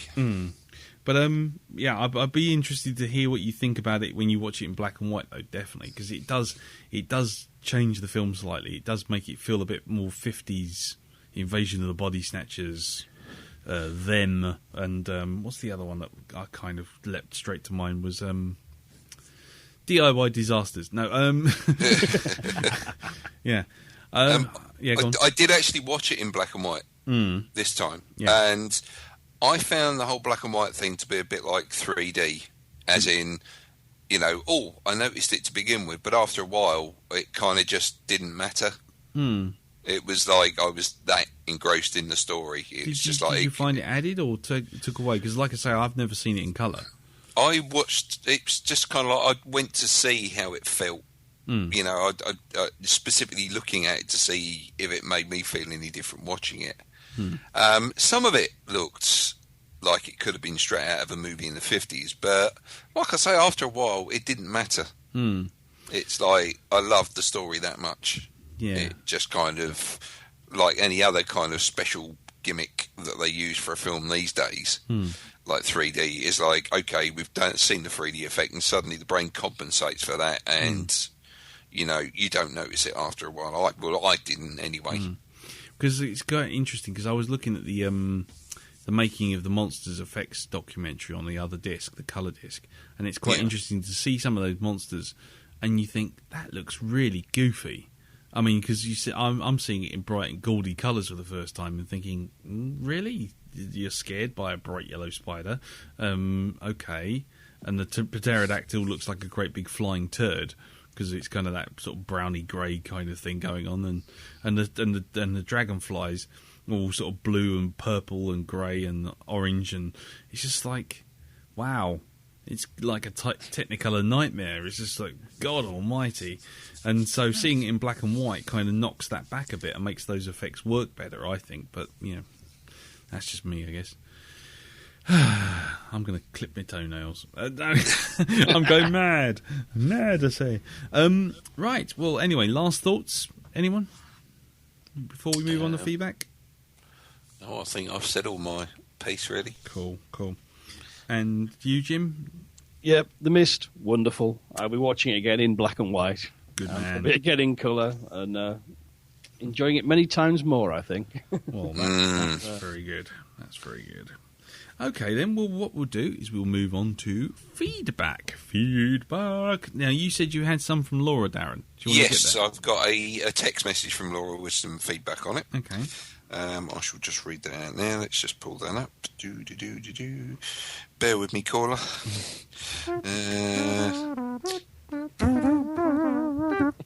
Okay, so here we go. Oh, sorry. Straight out of the gate. Laura says, despite knowing the ending, watching the film again, I am no less invested in the characters. Frank Darabont seems to intuitively understand King's characters like no other, where the story becomes almost secondary to the weird, wonderful and downright bizarre people he paints such a vivid picture of. There you go, that's basically it. So, yeah, she really enjoyed it as well. Okay. Well, there you go. Thank you very much for that text message, Laura. Indeed. Cool. The next piece of feedback is from Matt Dillon, leader good old Matt, leader and chief of GeekPlanetOnline.com. Do the Arnold Rimmer salute. With I've already done it. It was quite funny. I was doing that actually. It's bizarre. Yeah. See, you can't imagine me in my pants, but I am doing it in my pants.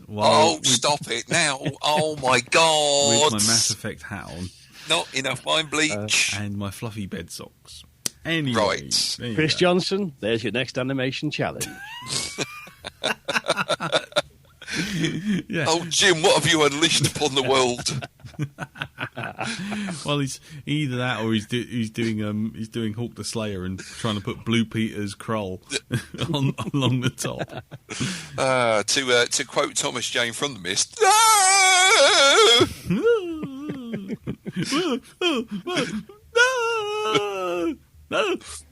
No. Anyway, sorry. Actually, that was me when I used that drill. Anyway, let's move on. Matt writes, "Hello, chaps. I'll be keeping this relatively short, at least relatively short for me. This is now the fourth time I've watched The Mist, and it's now lost none of its impact. Frankly, it's a masterpiece of modern cinema, second only to John Carpenter's The Thing in the race for perfect paranoia thriller. From literally the first shot, Darabont begins building atmosphere, matching King's literary pacing by slowly introducing us to our players and the characters' tics which will bring them into conflict throughout the film's second and third acts. This is not this is not one shot, not 1 minute of the screen time is wasted. Every character moment is in place and to bring emphasis to the film's genuinely horrific set pieces. And Darabont never once loses sight of the story's underlying theme, that the threat from the outside, however great, is far less terrifying than the things we are prepared to do to one another given a little pressure.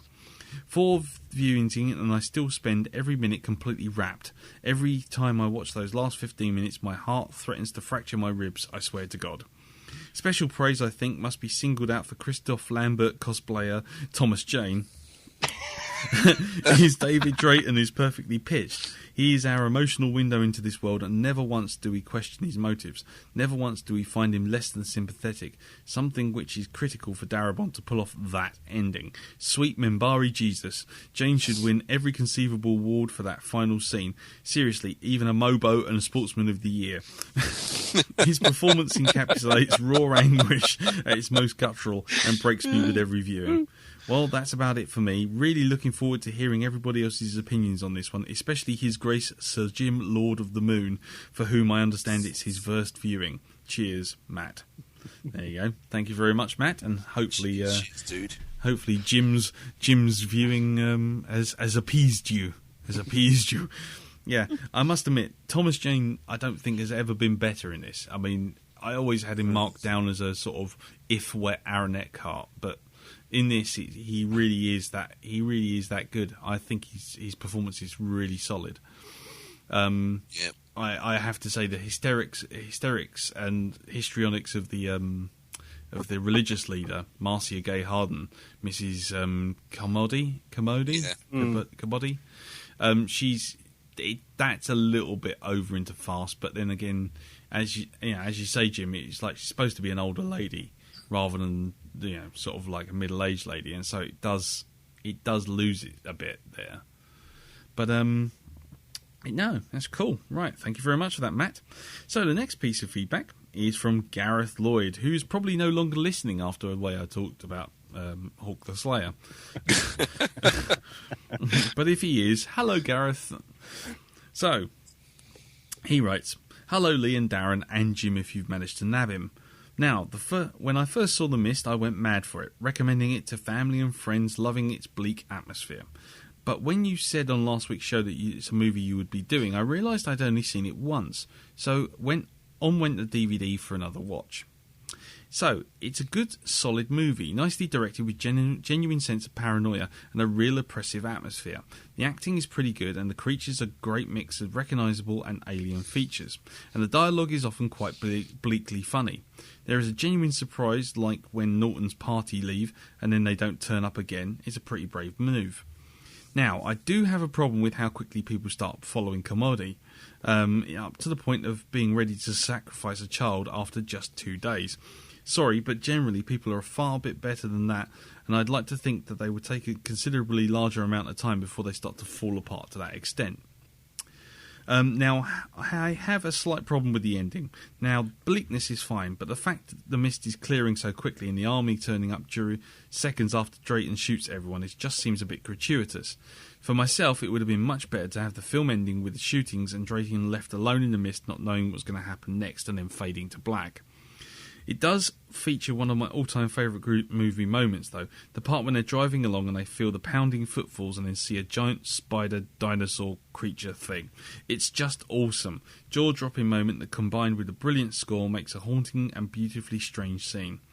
So, still a good film, but again, one I have to be in a mood for. So, thanks, guys. Gareth. Yes, thank you very much for that. Just coming back to me, do you think that film, if it had ended the same way as the novel and just had them driving off, would it have the same impact on you, do you think? If it had stopped 5 minutes earlier?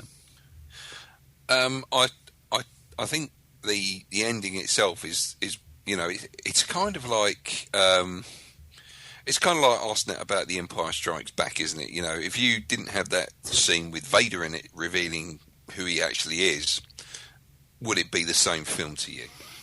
And personally, it's one component of that film. It's the cherry on the cake, but I think I would still love that film just as much. Okay. And what about you, Jim? What do you think?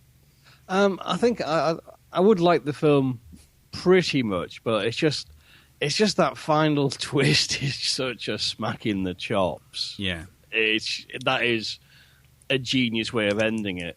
Which I think kind of, if they'd gone for the book ending, that would have been, it would cast the whole of the film in a slightly more a different light as a classic monster movie, because that is kind of, almost one of the great stock endings for like an apocalypse kind of story. Yeah. Is we're on the road now, we don't know what the future holds, but God pray we'll survive some more to see another day, kind of, you know what I mean? Yeah, You're fade to black.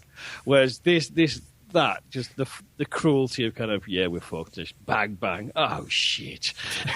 That's it. That's the title for this episode. Bang bang bang, oh shit. That's it right there. That's it. Thank you very much for that, Jim. Congratulations. Bang bang bang, oh shit. But cool. So, I mean, because the thing is, obviously, the novel did end with a more ambiguous note, but it did end around about the point where you see the big fucking great lumbering thing. Yeah, because they talk about a Bigfoot coming down. Yeah. And they don't see, because it's so big, they can't see what's at the top of it. Yeah.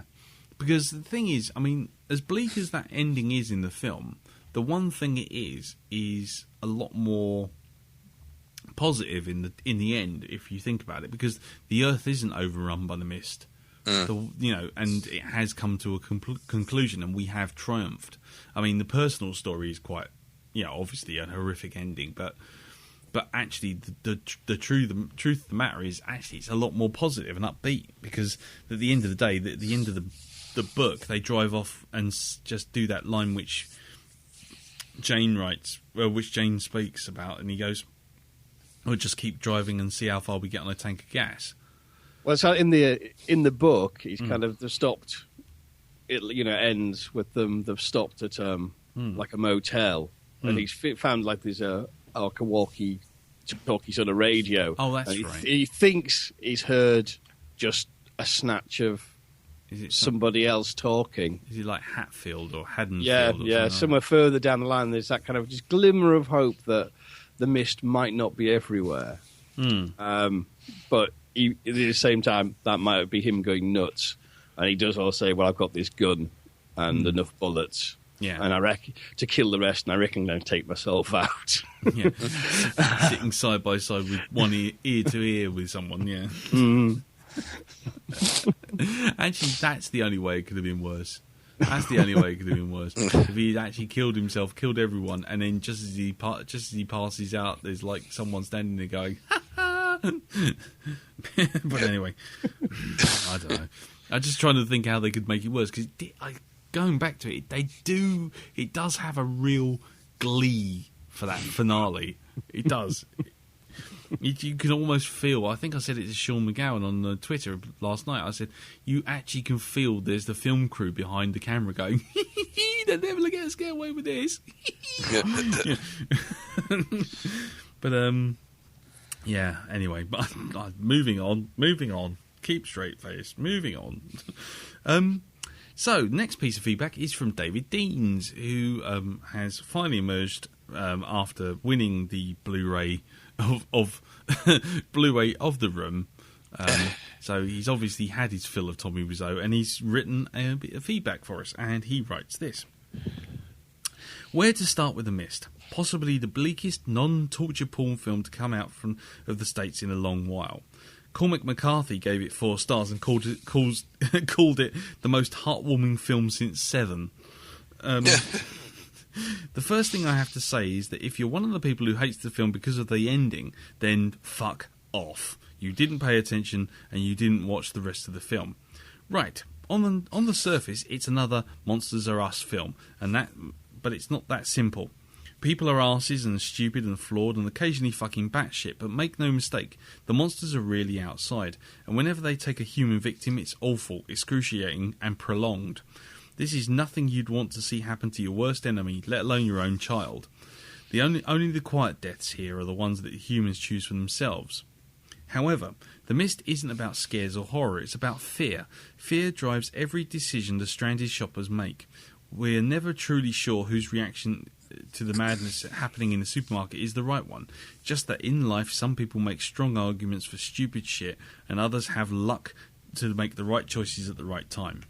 For me, the mist exists more as a metaphor for the state of mind of people get into when faced with the extreme, and what we see over the course of the film is everything from dick measuring to denial through to guilt and lust and utter despair. The reason this spectrum of emotions work is entirely down to the fantastic performances, from the mum who just wants to get home to her kids to Marcia Gay Harden's fantastically wonky preaching delivered with unhinged conviction and, just for fun, given a vague whiff of credibility. Andre Braugher's embittered lawyer and Thomas Jane's unstated turn as the Everyman father all makes what could have been a schlocky low-budget King adaptation into something that stays with you long after the credits roll. Which brings us to the ending. You have been on the journey with a man who has done everything to stay alive for his son, to keep him safe and to keep those around him, only to see his efforts thwarted, and knows that there is nothing more he can do to protect them. By the time the film reaches the conclusion and the tower block-sized creatures are strolling over the landscape unchallenged, if you don't get the sense of that already, that here's your proof. Humanity is over. Insignificant. Done. They have failed at survival. We are doomed. I'd say that was a reasonable assumption. Yes, you could wait until something attacked the car to end it for everyone, but what the fuck? How about we don't check out of this life screaming in panic with expressions of abject terror etched on our faces and stink of explosive diarrhea all about us? How about we make it as dignified as we can before the creepy everythings find a newer, slower and more painful way to kill us? You may not like the decision, but it comes from a genuine place of fear. Go back and watch the deaths again. Which ones would you like to have with your fries, as a last act of protection is capable of? As for the tanks, no need for eye rolling. That's just the chronology. It doesn't matter when the tanks turn up; they are always going to turn up. Question you ought to ask is: up until this film's midpoint, the gun has done its work as a great American equalizer. But the instant that Toby Jones's character is dispatched, it has no further use. Why delay your escape to pick up the gun when you've just seen a crane-sized critter snatch and eat its last careful owner? Get the fuck out. This was the moment I was shouting at the TV. Ultimately, at this point, I don't think the gun was grabbed for the purpose it was eventually put to. Back then it was about self-defence. It was about a glimmer of hope. Just a glimmer, though. Once all that hope's gone, there is only one conclusion. A Jedward double album with a free karaoke DVD. Now you know true fear. Thank you very much for that, Dave. That's very eloquently put. Nice feedback. Indeed. Yes. Anyone got anything to add to that? Very well said, sir. There you go. Right. I think that idea of grabbing the gun. I think that's something that doesn't perhaps come across as clear as it does in the book. There's it's in the book is where they make the trip to the pharmacy, which is a disaster, but they also learn, we can shoot these damn things. They will die. They're not. He just does say, they're not Lovecraftian elder gods. They might be weird, they might be horrific, but they can die. Yeah. Which is, why kind of, no shit, I'm not leaving the gun, anything. Just, that's the one thing. But then once you see the big thing walk past you, well, fuck it, game over. Yeah. It's like this is useless. He's like shooting peas and an elephant. Yeah, it's great, nice. Right, okay. Well, moving on to the last piece of written feedback, which is Martin Thompson. And Martin writes, "Good evening, lads. Okay, The Mist. I hadn't seen this film before and I didn't really know what to expect. I thought it might be a bit slow and bleak, but ended up really enjoying it and trying to figure out where the story was going. The situation reminded me of a Twilight Zone type episode. Should they stay in the store or venture out?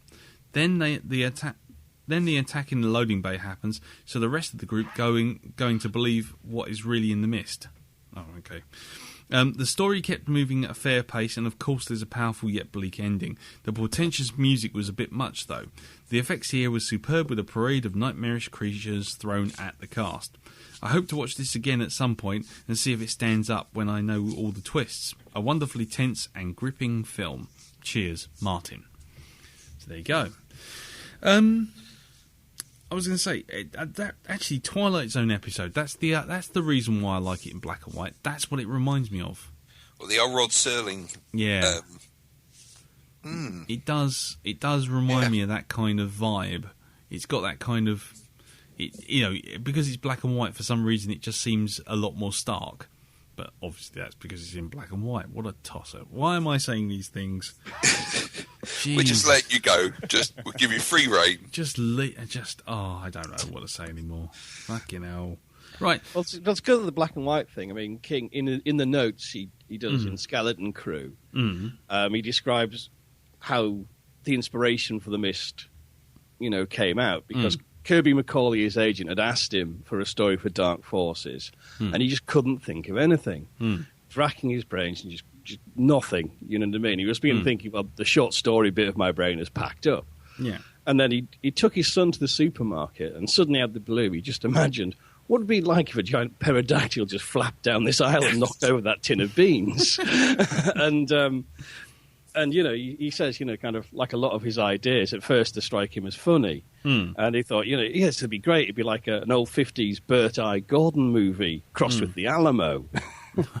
And the way Darabont sort of makes it with the look of the monsters, it does, and say wanting to do it in black and white, it does reflect those Burt I. Gordon movies, which, The Amazing Colossal Man, Earth versus the Spider. Yeah. And they were very cheap, shitty movies, but I've watched quite a few recently, and the thing is, with all these movies, yes, they were done on a shoestring, but they do have, like, a lot of charm, because it's all about, because he can't afford money of special effects, he has to tell us proper story and attempt to do character, but, you know what I mean, and have performances in, which elevates it. That's why he's got a cult reputation, and The Mist does tap into that really well, both in the book and the way Darabont's done it, but with a lot more money than old Bert ever had. I was going to say, yeah, Bert's budget wouldn't have covered the catering, would it? No. Especially for that butcher guy with the knife. he looked like he was nicking from the beef counter. But that's Lawrence Fishburne's pusher. He's the man. Would you like a taste? Next one's going to cost you. You want this string of sausages? Got the garlic in them. I think you know what I'm saying. Right. Anyway, because obviously we don't want to go off on a tangent. Right. Now, it's time for our MP3 feedback. And the first piece of MP3 feedback is from Brandy and Dave of the Inside Outcast. And you can find the Inside Outcast on geekplanetonline.com, iTunes, and I think that's it, isn't it? And I think they have a Facebook group. Yes, of course, they have a Facebook group called the Inside Outcast.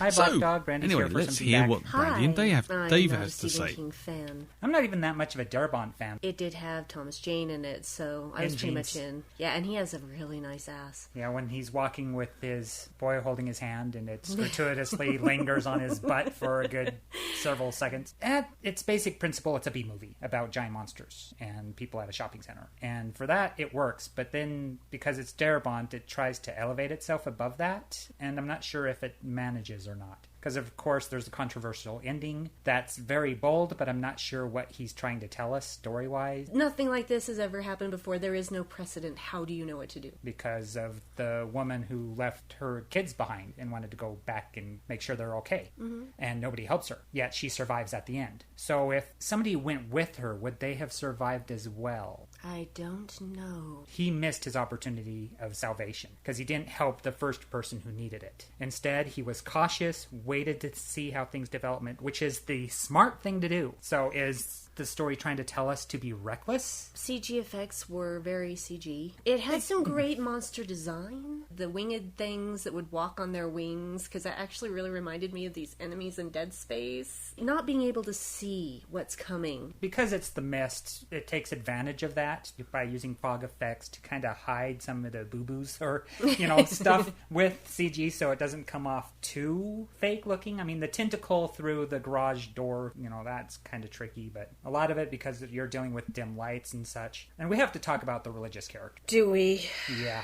I heard people say, oh, it's an amazing performance. No, actually, I don't think that it was. I thought she was annoying, and I cheered when the grocer put a bullet in her head. She's supposed to be this great villain, and that you're happy when she gets killed. But with good villains, you put a good argument in their mouths. Yes, and she didn't have one. No, she didn't have one. She was a crackpot who just happened to be right. And it was vague premonitions that she had. And they weren't even premonitions. They were guesses that just happened to be correct. And they were coincidences that supported her. Yeah, premonitions. That they'll come back and somebody will die. She doesn't say what will come back, what time at the night they'll come back, who will die. She just makes these vague declarations, and because they come true, suddenly she's a prophet. Mm-hmm. If you look at Magneto in X-Men First Class, or just the X-Men franchise altogether, John Milton put a really good argument in Satan's mouth. So you're like, yeah, well, he has a point. But with her, no, she's a crackpot, and for some reason people follow her. That kind of role you want to underplay it, like get Alice Krige in there. Oh, she would have been so good. Because if you look at her performance in Silent Hill as the same kind of character, and how strong she hits that note, and how people could follow her because they're intimidated by her, and she seems right, while with Marcia Gay Harden. Yeah, she's such a Stephen King character. I mean, you can feel the typewriting behind the things she says. I cannot sit through Marcia Gay Harden's performance again. I just can't. It has all these other great people in it that I love, but she ruined it for me. It's bloated. Oh it's my God, overly it's too long. long. It's too long. It gets pretentious, like when they're driving away in slow motion with that weird choral music behind them. That was so over the top. Ugh. So what should be something you could just pop in and watch and be entertained isn't that entertaining. I want to know the story that happened before this. Yes. I want to know what they were doing that opened this window or this door. Now there's your story, and is what's happening this. at that military base. I want to know that story. Now there's a prequel. It's not that the movie didn't have some kind of lasting effect with me, because there was a day at my old job when I was at work, and there was a massive storm coming in, and it was coming down the mountain. When it comes... And yes, this fog that was coming down the mountain, and I'm standing out in the garden center, and I'm staring at it. And you see a tentacle. And I said to my friend Alan, who actually was working on a forklift, and he was walking by me, he's like, what are you looking at? I said, you ever seen The Mist? And he said, yeah. And I said, look at the mountain. And he's like, oh, fuck, man. He's like, I'm getting inside. Okay, let's get all the bags of cement and block the windows. Yeah. Overall, unfortunately, it's like every other Stephen King movie or book that I've experienced. It leaves me with a feeling of... Sorry. And all the dropped plot threads, too. Like this whole antagonistic relationship he has with this neighbor. And you think that's going to come to something, and then the neighbor leaves and you never heard of again? That's a lot of wasted screen time for something that never pays off. I wouldn't really necessarily give Mist a thumbs down, but I can't give it a thumbs up. I give it a meh. I'd have to agree. So that's meh. our feedback to The Mist is... Oh, and by the way, Lee and Darren, it's John Leguizamo. Leguizamo. That is how you say his name. Leguizamo. It's almost like an Italian dish. Leguizamo. Say it with me now. Leguizamo. Bye. Bye. Leguizamo. Linguini. Yeah, we need to know this just in case we ever do Moulin Rouge. Leguizamo. Oh, we meet him. Hello, John Leguizamo. How are you doing, John Leguizamo? Yes. Mr. Linguini, pleased to meet you. Leguizamo. It sounds like some kind of article that you'd find in Good Food magazine. John Leguizamo. Or maybe a fighting move in Street Fighter. Leguizamo. But anyway, thank you very much for that, Dave and Brandy. Yeah, interesting you didn't dig it, but then, fair enough. All opinions are welcome here, except for ones about Alien vs. Predator, which go against mine, or Fifth Element. Other than that, all opinions are welcome here. I didn't think the opinions, the things were dropped. the plot points were dropped. I mean, I can understand that they did seem extraneous when characters just disappear, but in some ways that's got I thought that the whole point with the neighbour was kind of more of a thing where it's kind of like we have to sort of show the ultra rational as well as the cautious, and then you kind of got so it's like the three gradients, wasn't it? It was like the clear, the clear view, which was like we've got no proof there's anything in the mist, and then you got the I'm going to wait and find out clear view, and then you've got it's the devil is coming to get you. Though I have to say, Alice Creed would have been a much better Mrs. Carmody, definitely, and she's been in a Stephen King adaptation before, isn't it? Sleepwalkers. Oh yes, she was. Yeah, she was Cat MILF, as I recall. I try and forget Sleepwalkers. I'll be honest. When you've seen Christ, that's on the list now, isn't it? Yeah, it's going to be on the list now. When you've seen a 6-foot cat with Alice Creed's boobs, then you know you're in trouble. Spoiler. Oh, don't worry. We got to get through Dreamcatcher before we get to that. Oh no! I'll make me go through that again. The shit weasels. Oh, fucking hellfire! Yeah, I'll be honest with you. Stephen King hasn't really done very well with movies, has he? No. What was I going to say? The other thing was apparently the Arrowhead project thing. Yeah. There was a scene that was filmed at supposedly at the Arrowhead project, setting up a few bits and bobs before the 3 soldiers go on leave. Right. But basically, I can't remember who it was, but someone convinced Darabont to basically drop it out. I like that. I don't need that in there. Yeah, because the ambiguity of the whole thing makes it more. Well, okay. Plus, also, it's you're only seeing what Thomas Jane actually sees in that entire film. It never goes to anyone else. It's always what he's looking at. Really? So he was in the cupboard staring at the soldier and the checkout girl about to shag? In the cupboard? Well, you know when they go into that little locker room. Oh, right. Okay, well, there's that one bit, but everything else, he's in every single scene. Is he in the ladies' loos when Miss Carmody tells him she's going to take a shit? All right, there's that bit as well. Sorry, Darren. But you don't see anything from outside what people in the supermarket know. Yeah, that's the point. You know what I mean? Yeah. It's kind of. No, it's right. I was being deliberately obstructive. Obstropholous. Obstropholous. Yeah, that's the word. Sorry. Sorry. Anyway, carry on. Carry on, Jim. Yeah, I mean, I don't think. There's a different story you could tell about the plant, but I don't think they need to be mixed. I think the mist works because you don't know what's coming and what's happening. I think the thing with Brent Norton is that if this was a standard Hollywood film, you would expect him to come back or to turn up later. The fact that he doesn't just underlines you're going to know all bets are off. I think the book does elucidate things better because it's kind of Norton is very much portrayed as kind of his mind is just like, no, this cannot be happening. It isn't happening. And it's like the guys in the when they're fixing the generator, King says, these guys, they know there's something out there, but they can't do anything about that. But goddamn, a faulty generator, hell, we can fix that. And they're just focused on, let's just fix the one thing we can do. Yeah. And I think, as good as the mist is, it's one, you lose these little bits of interior insight.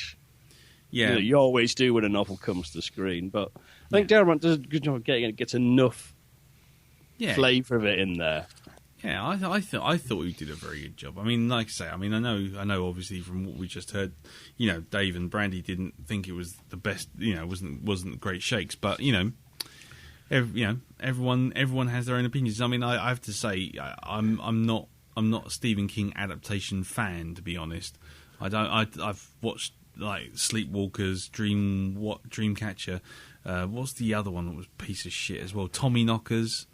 Oh God, the remake of The Shining, Yeah, that was bad. which was fucking awful. Then there was Dark Half with Timothy Hutton. Yeah. That didn't go too well.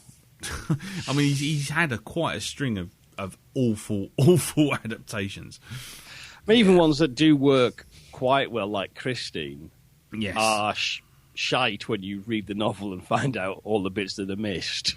And it's yeah, exactly. I mean, well, each their own, and I understand the reasons that he didn't dig it, but right. Well, thank you very much for that, and like I say, you can hear more of Dave and Brandy on the Inside Outcast, which is on Geek Planet Online and iTunes.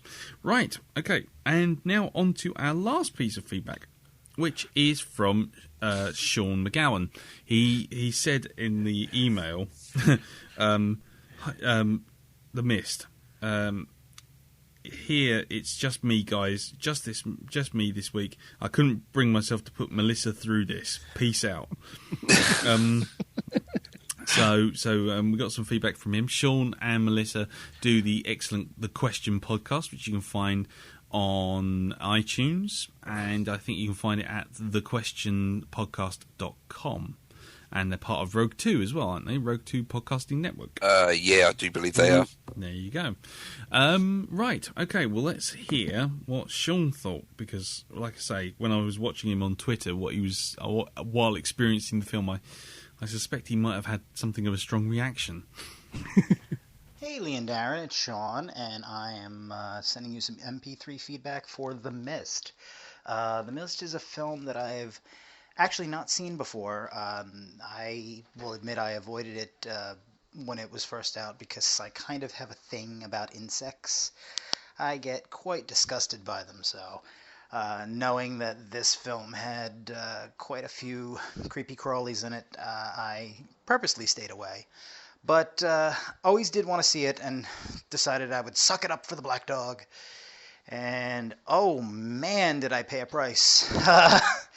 No, I have to say, I knew the ending. Let me go to the ending first.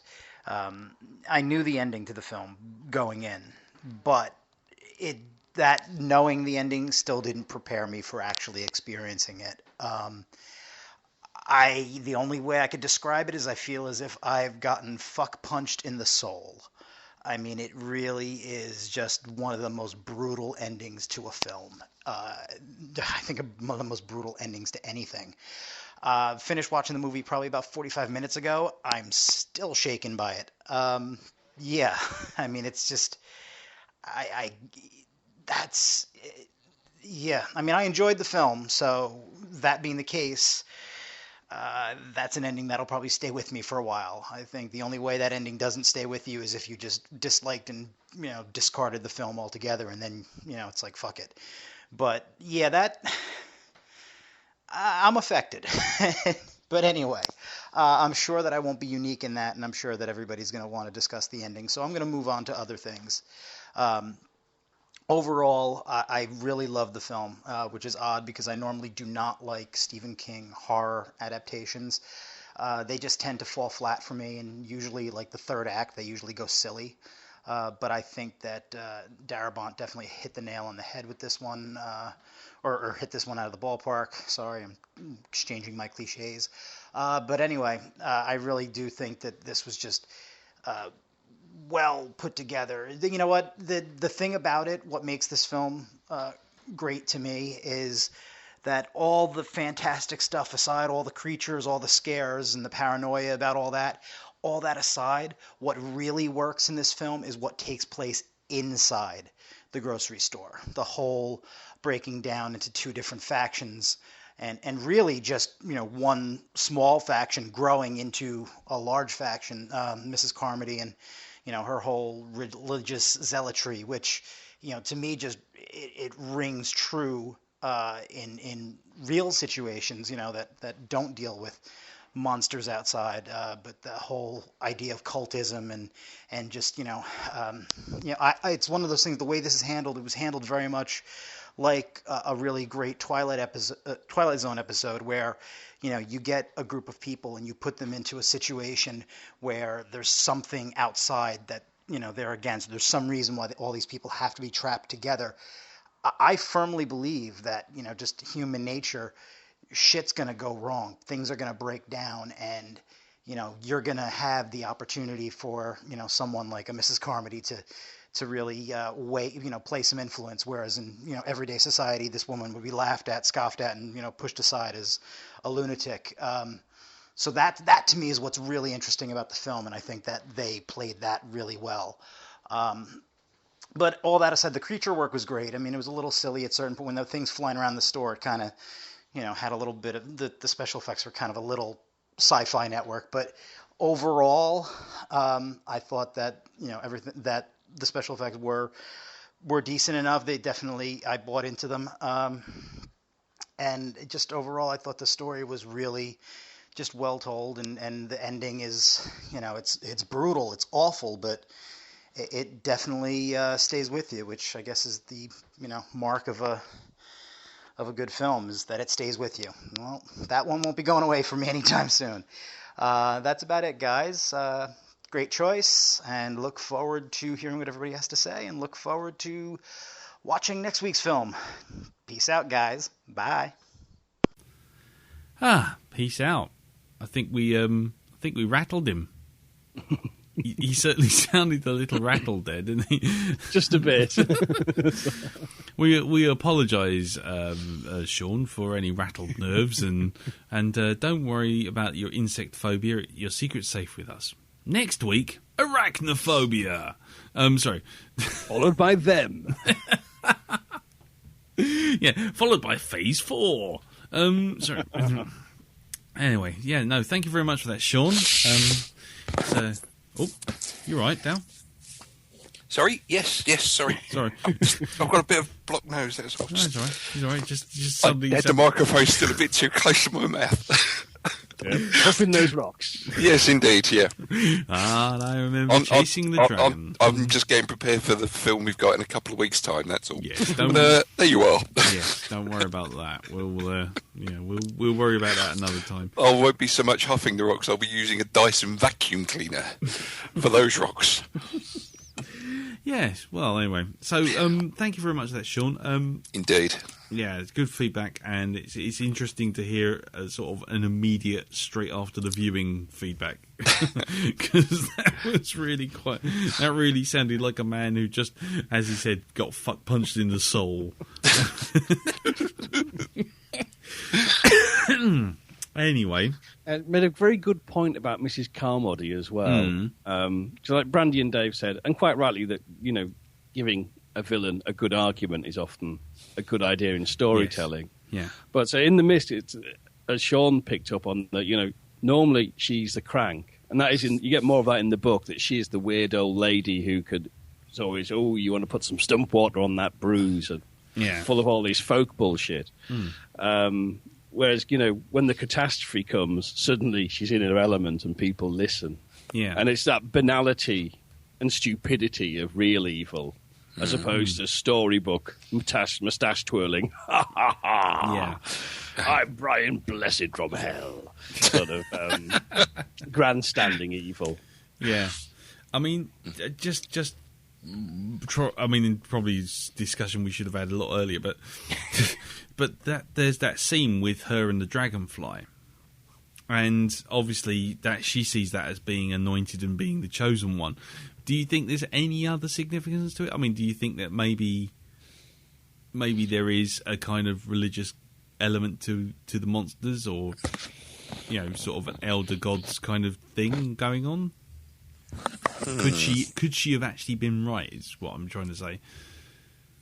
Well, I suppose in the book, when I first read it, the way she's set up, she's like almost this kind of crazy old lady who knows all the folk remedies, and I kind of, and she starts, when it starts kicking off, she says, I know, you'll come round to me, you'll come to listen to Mother Carmody in the end. And I thought that King, being a Lovecraft head, would have revealed her that she did have an occult knowledge, and she was on a wavelength with these eldritch monsters, but it doesn't go that way, and she goes banging on the Book of Revelations instead. Yeah. I think she was just kind of lucky. really is Yeah. kind of. Yeah, she did kind of just stop still where the other guy, you know, he tried to attack Dragonfly, so it defended itself, you know. Yeah, but what about the checkout girl? Yeah, I think she didn't she try to swat it away? Yeah, Wasn't she brushing at it? No, she. So I think in the book it does makes a big deal that the monsters, they don't rely on sight. It's sort of, you know, smell and movement is the big thing, and so she stayed perfectly still and it just landed on her and then fucked off. Whereas other people freaked out as soon as one landed on them and got bitten. Yeah, oh, that's true. Yeah, again, another one of those things which, you know, those little internal monologues that, you know, doesn't get translated from the book to the screen, I guess. But cool. Okay, well, that was good feedback, good discussion, and I guess that's wrapped it up for The Mist, I guess. Overall, good thumbs up, or maybe a slight meh in the middle there. Yeah. But right. Well, I tell you what. After all this bleakness, we need to move on to something far more cheerful. I think is generally the way it's going to go. Don't worry, Jim. It's not that film yet. We're not doing it yet. It's No. That's the week after. But next week, we will be covering our first ever animated film. And so a lot of people were, myself included, were waiting to do Akira. And I still will do Akira. By bloody jingo, I will do it. But I'm not afraid of any of you bastards. I'll take you all on. I've got a glass. I'm Andy. But anyway, so we're gonna do an animated film, and obviously after the Mist, which was so horrifically bleak, we thought we'd go for something a bit more bright, a bit more cheerful, something just to blow away the dust. And yes, we came up with Pixar's The Incredibles. Oh yeah. So next week we are going to be doing Pixar's The Incredibles, or just The Incredibles. Probably, as far as a lot of people are concerned, probably the best superhero movie ever made. But before we leave, and I say thanks to everyone. Have we got a little sort of pre-run up memories? We really should name this section sort of the pre-memories, the before reviews. I don't know, pre-reviews. So Darren, what did you think of The Incredibles when you first saw it? I loved it. I loved it. It's everything the Fantastic Four wasn't. So it had that whole element of, you know, four characters, different superpowers coming together. Of course, you know, one of them, they weren't all related in the Fantastic Four, but they do kind of become a family. So yeah, it's got strains of the Fantastic Four in there. One thing I do like about some modern day superhero stories, I like the ones where they tell the story of after the whole hero thing has been completely washed away and there are no more heroes, but they're in hiding, or they're off doing other things, and then it's the whole thing of resurrecting that. And you see that in the film as well. There's one point, I think it's at the end, when the people actually realise that they've missed being looked after by these superpowered beings, you know, and that they weren't this evil that they were portrayed to be after a while, just because, you know, some people tried to sue them, you know. Yes. So yeah, I like all that element, that sort of, you know, the old gods, where are they now? Yes. Type thing about it. Cool. And what about you, Jim? Have you seen The Incredibles before? I've seen it a couple of times. Aha. Really, really enjoyed it. I've not seen it for a couple of years now. It's one of the films. I saw it at the cinema, then saw it on DVD a couple of times, and then thought, right, I don't want to wear this one out. So I'm due to come back to it, actually. So cool. Well, yeah, that's cool. But I thought it does probably still does have a claim to be one of the best superhero films ever made, probably. But at the same time, one thing that did strike me is it is very much Watchmen Jr. Oh, that's interesting. Yeah, I guess so. I don't think there's a totalitarian Richard Nixon in it, but yeah, that's very good. I like that. No, it does have the same elements as the Watchmen, with the whole, superhero act thing being passed and then being outlawed unless they're working for the government. And someone picking all the superheroes off. Yes. Indeed. Yeah. There is that there. Okay. Right, this is sounding like a good discussion to have next week. There's also the whole thing about when Sinestro, or whatever his name is, brings in the alien device to, take out the city so he can look like a good guy. The whole unification thing from an outside sort of force. Outside threat, So that's in it as well. Yeah. Syndrome. Syndrome, that's it. Played by Jason Lee. Indeed. Cool. Well, my memory of it is seeing it 2 weeks ago, and I still bloody love this film. I think it's one of Pixar's best, if not their best ever. Just in terms of scripts, the is that how you felt at the time when you first saw it, though? Well, yeah. I mean, I'm saying I saw this like 2 weeks ago, but yeah. I mean, I have to say, when I first saw it at the cinema, I didn't see it at the cinema when it first came out. I saw it on a second run. I have to say, I really regretted that. That I should have seen it when it first came out, because I came out of that film, and I don't know. There's a comic strip called PvP online, and they did a strip to celebrate the release of Superman Returns, where it's just three stills of a cinema lobby, and the first still is the normal sort of webcomic characters walking in. The second one is just the empty lobby, and the second one, the final shot, is them running back out with Superman with their jackets tied around their necks, pretending to be Superman, running out, going "Yay!" sort of thing. And I have to say, that's exactly how I felt after seeing The Incredibles the first time. I just thought it was a stunning film. It was so fun, so well written, so well observed, and it's got a sort of 60s vibe to the whole thing, and I just loved it. I loved it. And I have to say, it's a love I've maintained for a while, but this time round, watching it a bit more critically, we'll see when I've not got kids around me. But we'll see again. But I'm really looking forward to watching it again. Same here. So there you go.